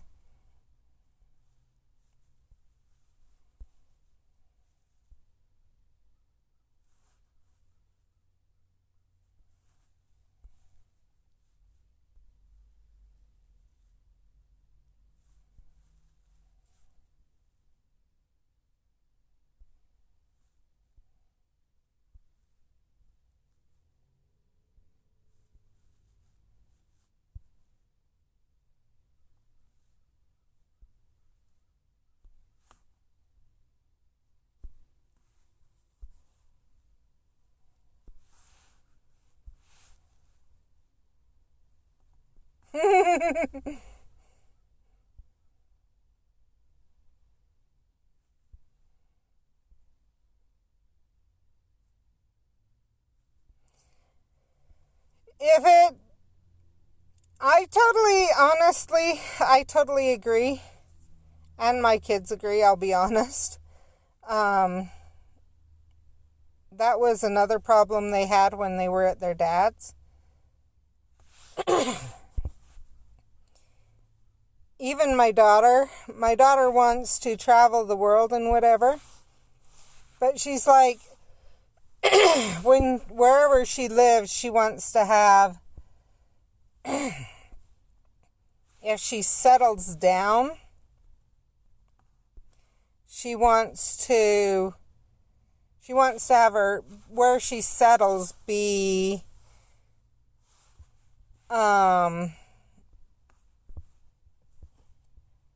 more country. She'll work in the city and live in the country.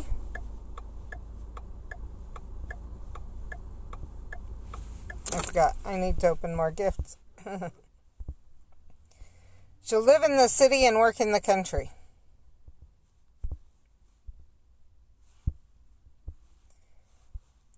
I mean, live in the country, work in the city is what she wants to do. She is a country girl.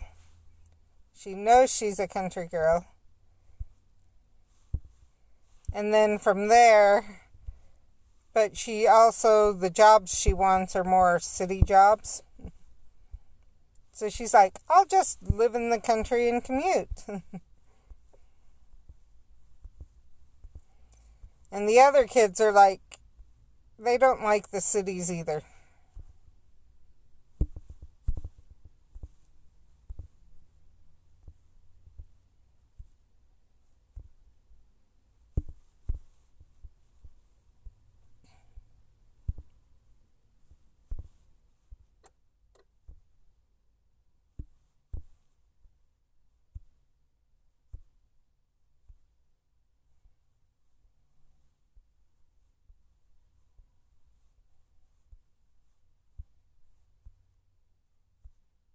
That was another thing they didn't like living with their dad, is their dad lived in the city.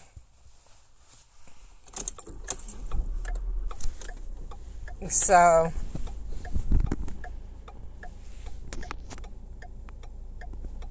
totally get it. Totally get it. You know, if everyone was automatically provided, like, you graduated from high school and you would be provided with a place to live. And of course, when you got married, obviously that place to live, one of you would have to give up your place for someone else who was getting ready to graduate. I mean, that's kind of obvious. But a place to live, and that you would always have the food you needed to be able to live comfortably, food, clothes, etc.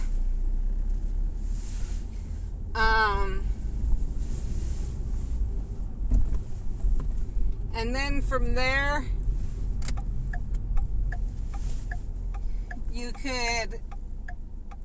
any work you did would be on top of that. I can pretty much guarantee you my kids would have been raised in, well, it's hard to say where my kids and my ex's would have been raised, because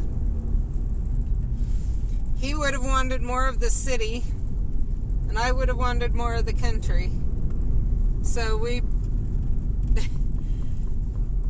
they probably would have started out about where they started out, but there would have hit a point where, when we got divorced and I was given a choice of where to go, probably would have been a mountain cabin with plenty of space, everything else. And they would have just gone and visited their dads for weekends, and that's it. And their life would have been a ton different.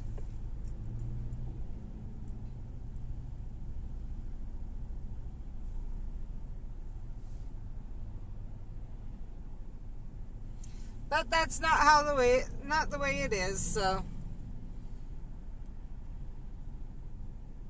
Because I will say, even though, you hear about Brett, all his hunting is fishing, and you don't hear me talk about that.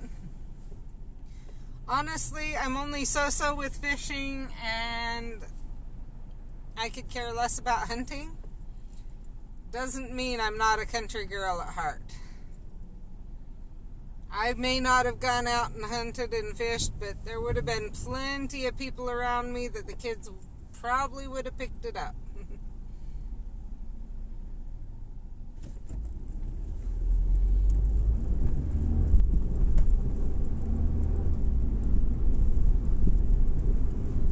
And unlike most people who are against most people who don't, a lot of people who don't hunt and fish, and they refuse to do it themselves. They're against it, and they don't even want to eat the meat or things like that. I'm like, I actually have no problem with it. I can't tell the difference between deer and elk and moose and beef. I really can't. At least when my dad prepares it. Let me clarify that. I kind of can the roasts and stuff, just because they take on a different flavor, and it's not so much the flavor, it's the toughness of it. But if you cook it right, I can't tell the difference.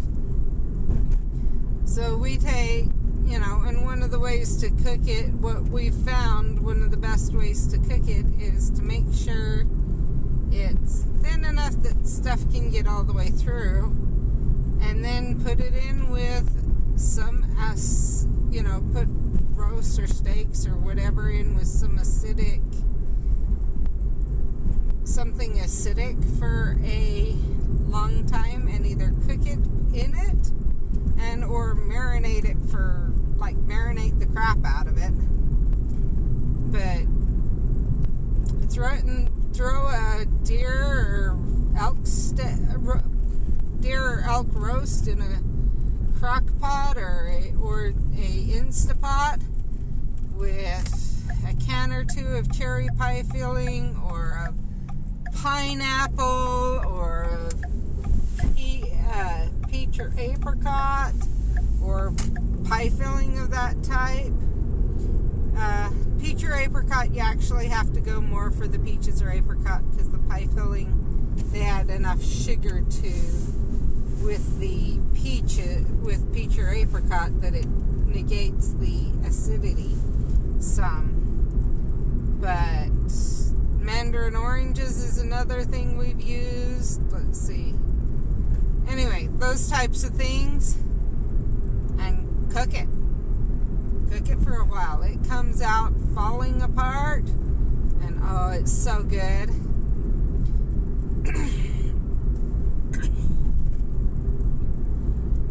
And we've given it to people who insist that game or elk, you can, any type of game, you can always tell. And they don't notice.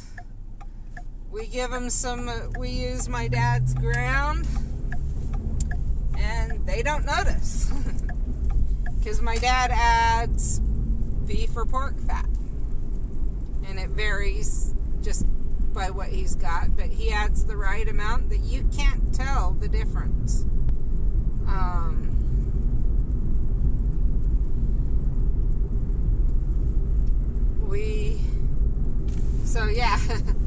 In my mind, I'm cool with the stuff. I just don't want to go hunt it myself. I think part of it is I grew up seeing too many come in, either that had been incorrectly hung, just different things like that, and I just don't want to deal with it.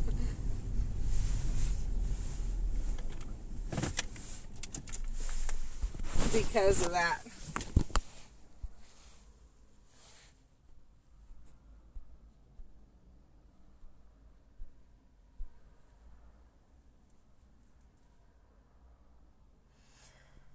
Yeah, there's a lot more people in Phoenix than there are here.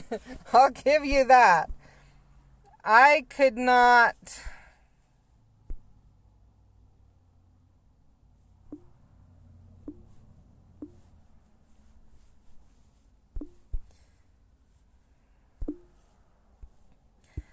I could not live in Phoenix. Logan's about the biggest town that I feel I could live in and be okay.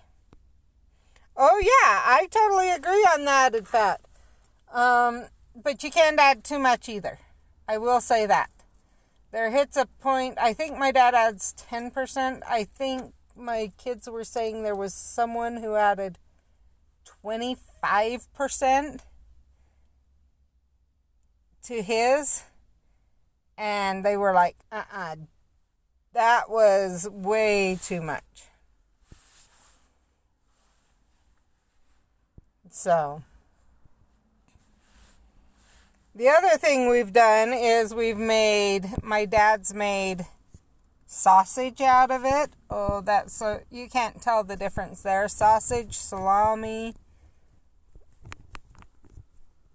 different things like that. I think it's just, people are like, if you have to know how to cook it, then it's not good. They don't realize that you have to cook pork different than you do beef, and they're okay with pork and beef. And so different things like that. It's like, no. The idea being you have to know how to cook whatever you've got. You don't cook a carrot the same way you cook an onion or an apple the same way you cook an onion, etc. There are differences in the things you use to season, the preparation, everything else when you cook food, any type of food. You don't cook vegetables the same way you cook meat. That one's always frustrating to me.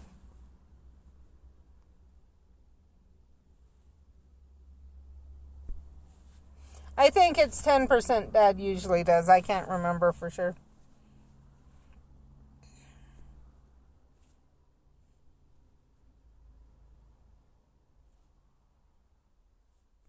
Let's see where I'm at. I've got 3 books. Okay.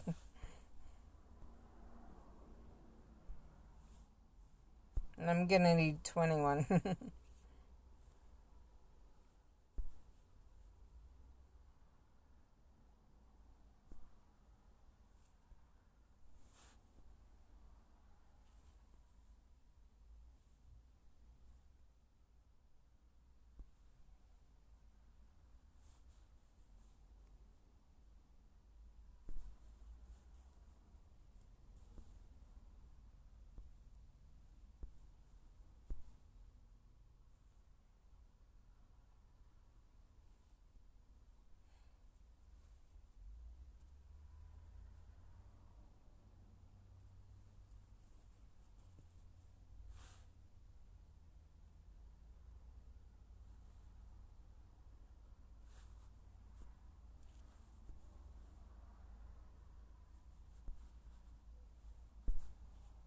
So 4. How many more do I need?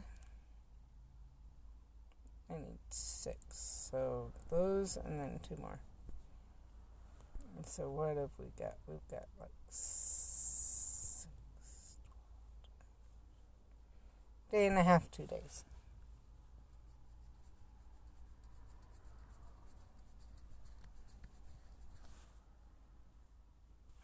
So, anyway, just check this while I'm sitting here.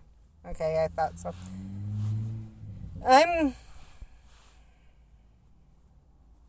Oh yeah, you do have to do a higher ratio of fat for the sausage. I totally agree.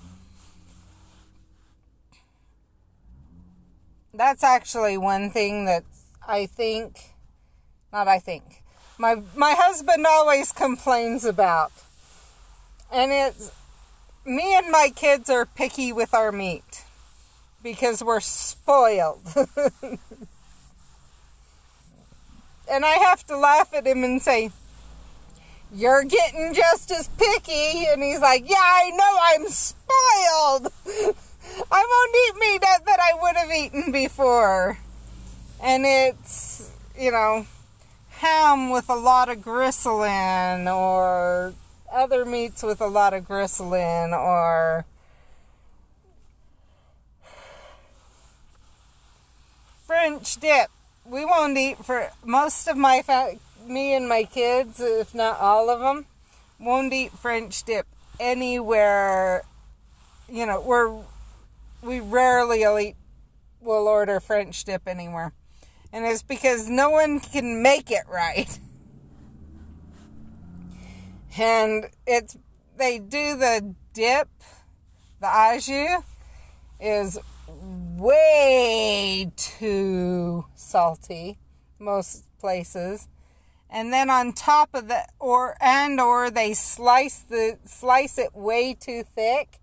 So it, rather than these thin pieces of meat that are, work just perfectly and absorb the juice and stuff, it you have a little bit of juice and then this huge chunk of meat. Or different things like that. Or a bun that doesn't go very well, that doesn't absorb the juice or absorbs way too much and falls apart. So there's that. We're kind of more picky about our barbecue than other people. Because we've actually had people that are think they have the best barbecue.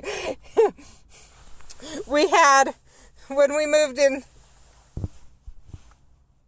oh, totally. When we moved into the ward we're in, they said, so-and-so's famous barbecue pork. And, it sounded like this was going to be the most amazing thing in the world. And me and my kids are like, this has got to be good. Really good. And we were really looking forward to it. And we each took one bite of our sandwich and went, oh, no! Huge chunks of meat, gristle in it, the works. And it was like, this is not good.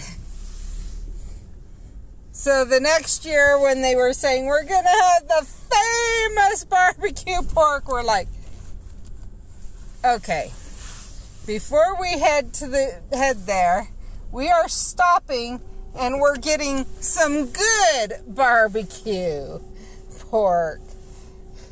And we picked up barbecue pork so it wouldn't be quite as obvious. And we were running late anyway, so it was cool. And we had to bring something else for it. We brought a salad or something. And we got there and almost everyone had eaten, so we just put it there. And, we got ours and someone's like, why are you getting that and not that? And we're like, we'll leave it here. You can have some if you want. We've got plenty.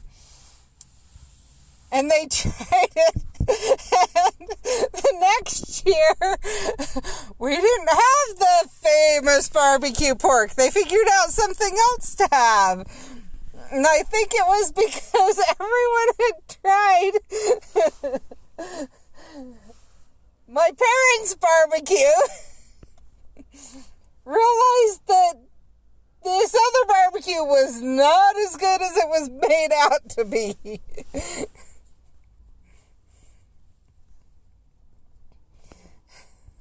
And they were like, because the guy, I guess what he does is he cooks the meat, and then he just kind of breaks it apart a little bit. And my parents actually use for their barbecue, they make sure it shreds. If they either do it like they do French dip. Well, basically that's what they do. They do like they do for French dip, and then they break it apart. Or for their chicken, they'll shred it they'll make sure it's like shredded.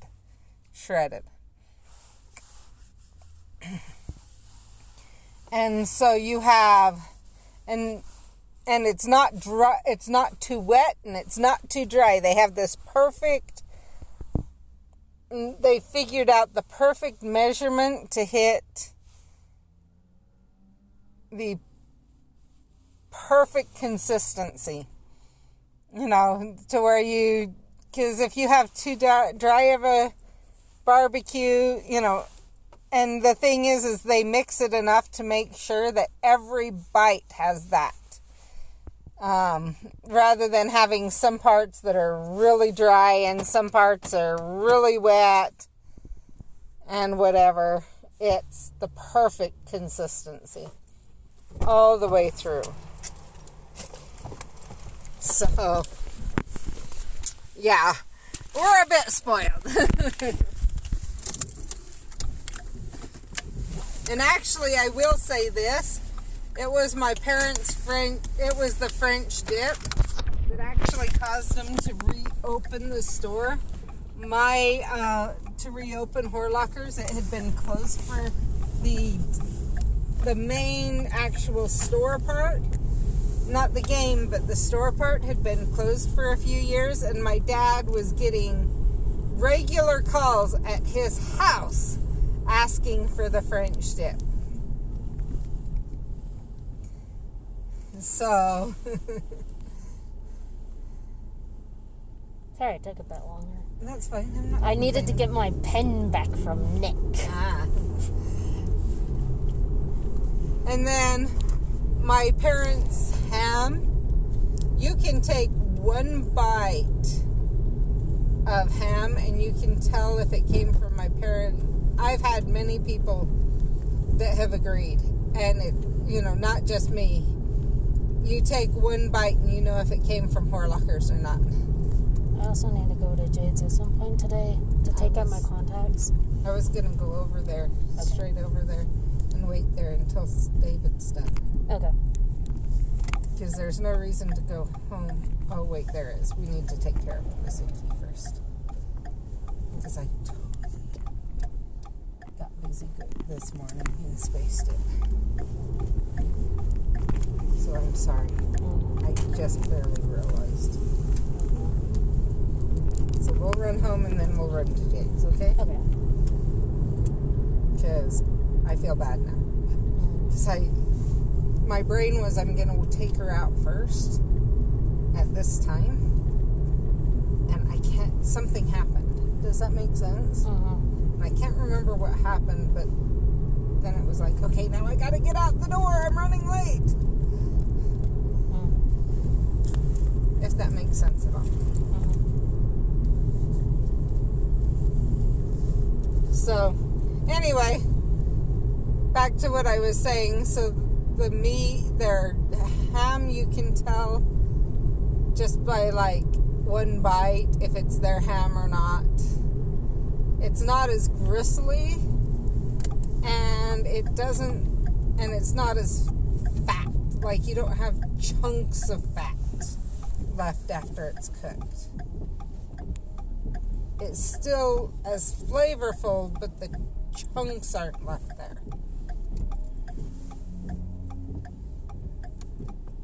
And I've had many times people are like, ham is ham. There's no difference. And I'm like, give us one chance to let you, to let you try, and you'll see there's a difference. I'm literally 8,000 points from leveling up, and I hand pull my barbecue pork. Carolina barbecue is a whole religion. Yeah, and I believe it. I think that's what I was expecting when they had this famous barbecue, is I was like, I know there's better barbecue than my parents have down south. But they for some reason thought that they were this amazing, like it was from down there, and it was not.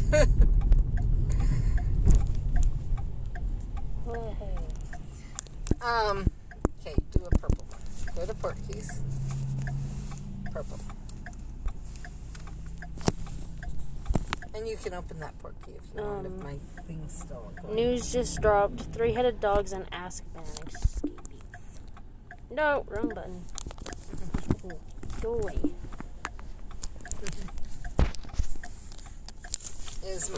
You could go through my port key. My port key. That one that's... So if you go in here, and you go here, you could go do that if you want. No, I hate doing that while driving. Yeah, now you just move your finger around the screen. You don't have to move the phone. I can try.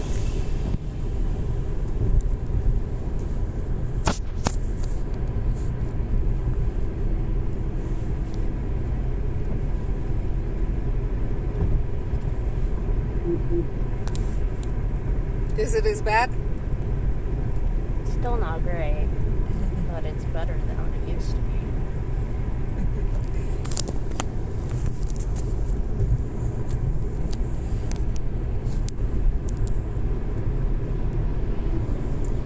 That's cool. What? I'm assuming you mean for Community Day. So, yeah. Go ahead. Tonic will be pulling three-headed dogs. Okay. I'm looking forward to that.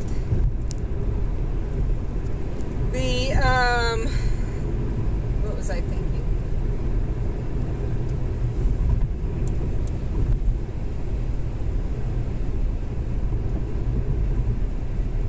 And the other thing my parents do, they're the only place I can think of in the valley that smokes turkeys.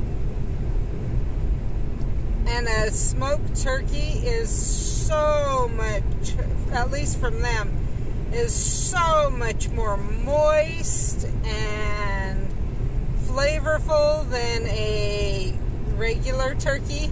I've never had anyone be able to cook a turkey to match a smoked turkey. And I do not know what it is with my sister-in-law that she thinks it ruins Thanksgiving to not have a regularly cooked turkey and to have a smoked turkey instead. And it's like, you mean you like this dry whatever piece of meat?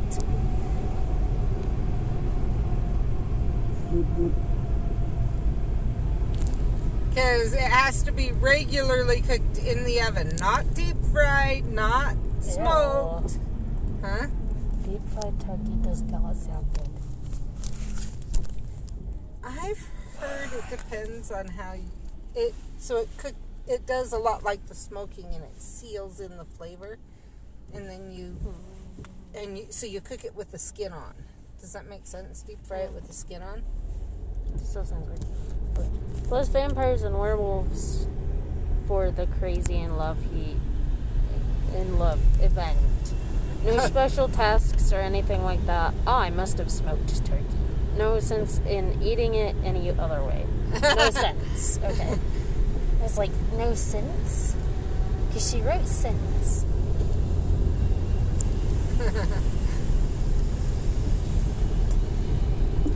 That's my feeling. A regular turkey is so dry. And so I wanted to try and, I for sure want.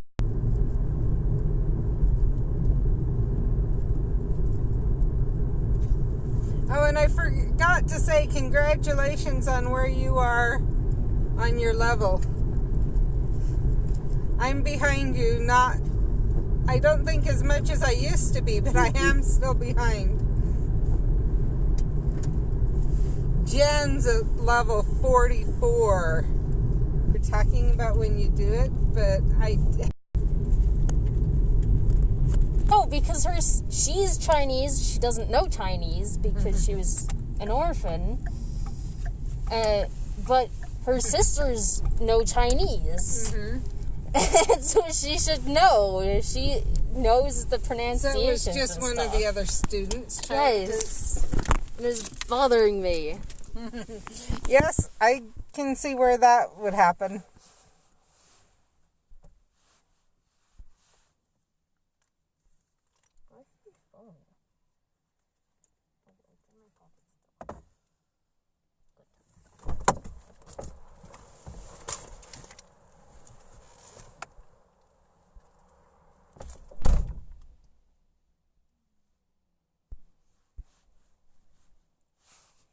I will say one day I'd love to try your cooking.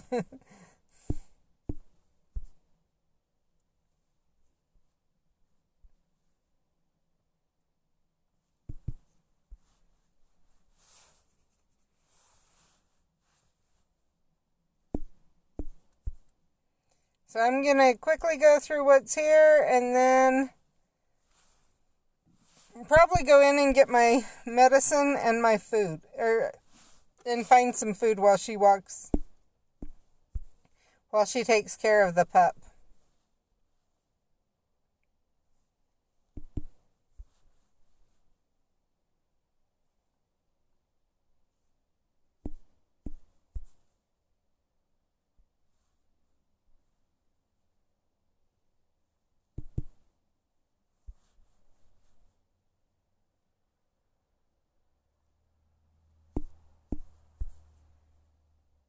That was cool. Every one of those was that one.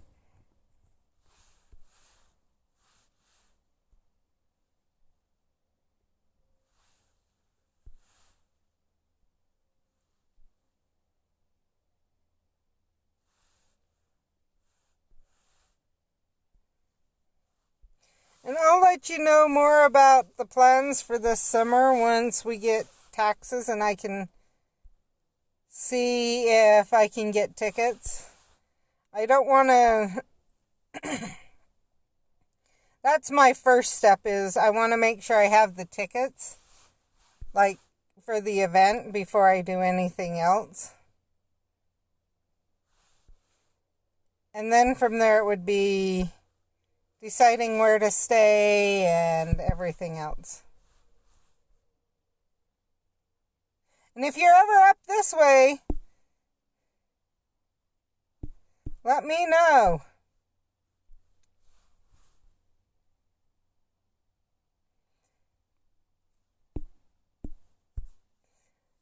Maybe I can grab some of Mom and Dad's French dip, or I'm not as good of a cook as...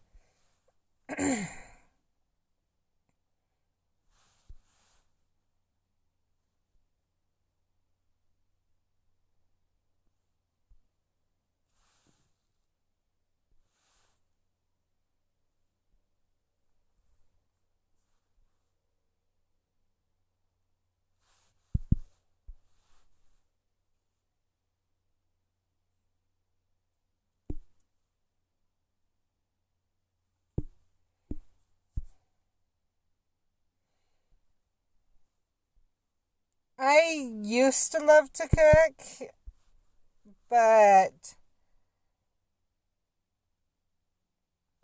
I think part of it went away with my ex just because his feeling was, you literally, when you cook, you do not step away from the stove ever. If there's food on the stove, period, you don't move from the stove. Or in the oven, you have to stay in the same room. And if you open something to use it, you use it and immediately put it away.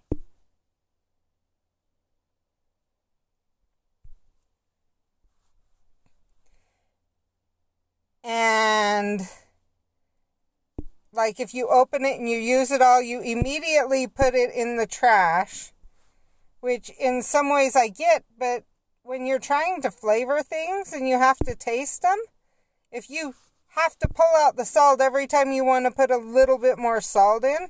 Like, in his mind, you salt it, you put it away, then you taste it.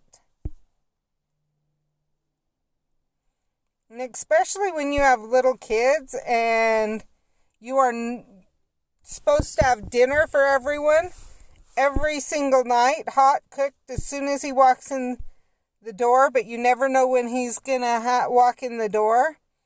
But you also cannot leave the stove while it's cooking.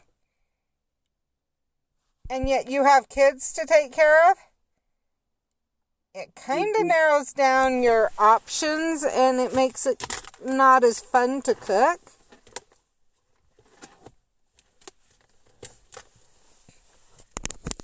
Let's just say that he was mentally abusive, like so many people when they're in the throes of addiction. There's a lot of mental abuse because it's not their fault, it's everyone else's fault. Everything, all the time. If something goes wrong, it's someone else's fault. And I was always just trying to save the marriage. And whatever else, because I didn't want to be divorced. And it took a number of years to realize I didn't deserve that. And that that's not the way a marriage should work. So. So I might get it back once the kids are older. We'll see.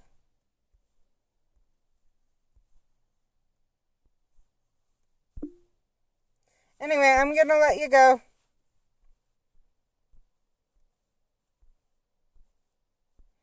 I'll talk to you later. Bye.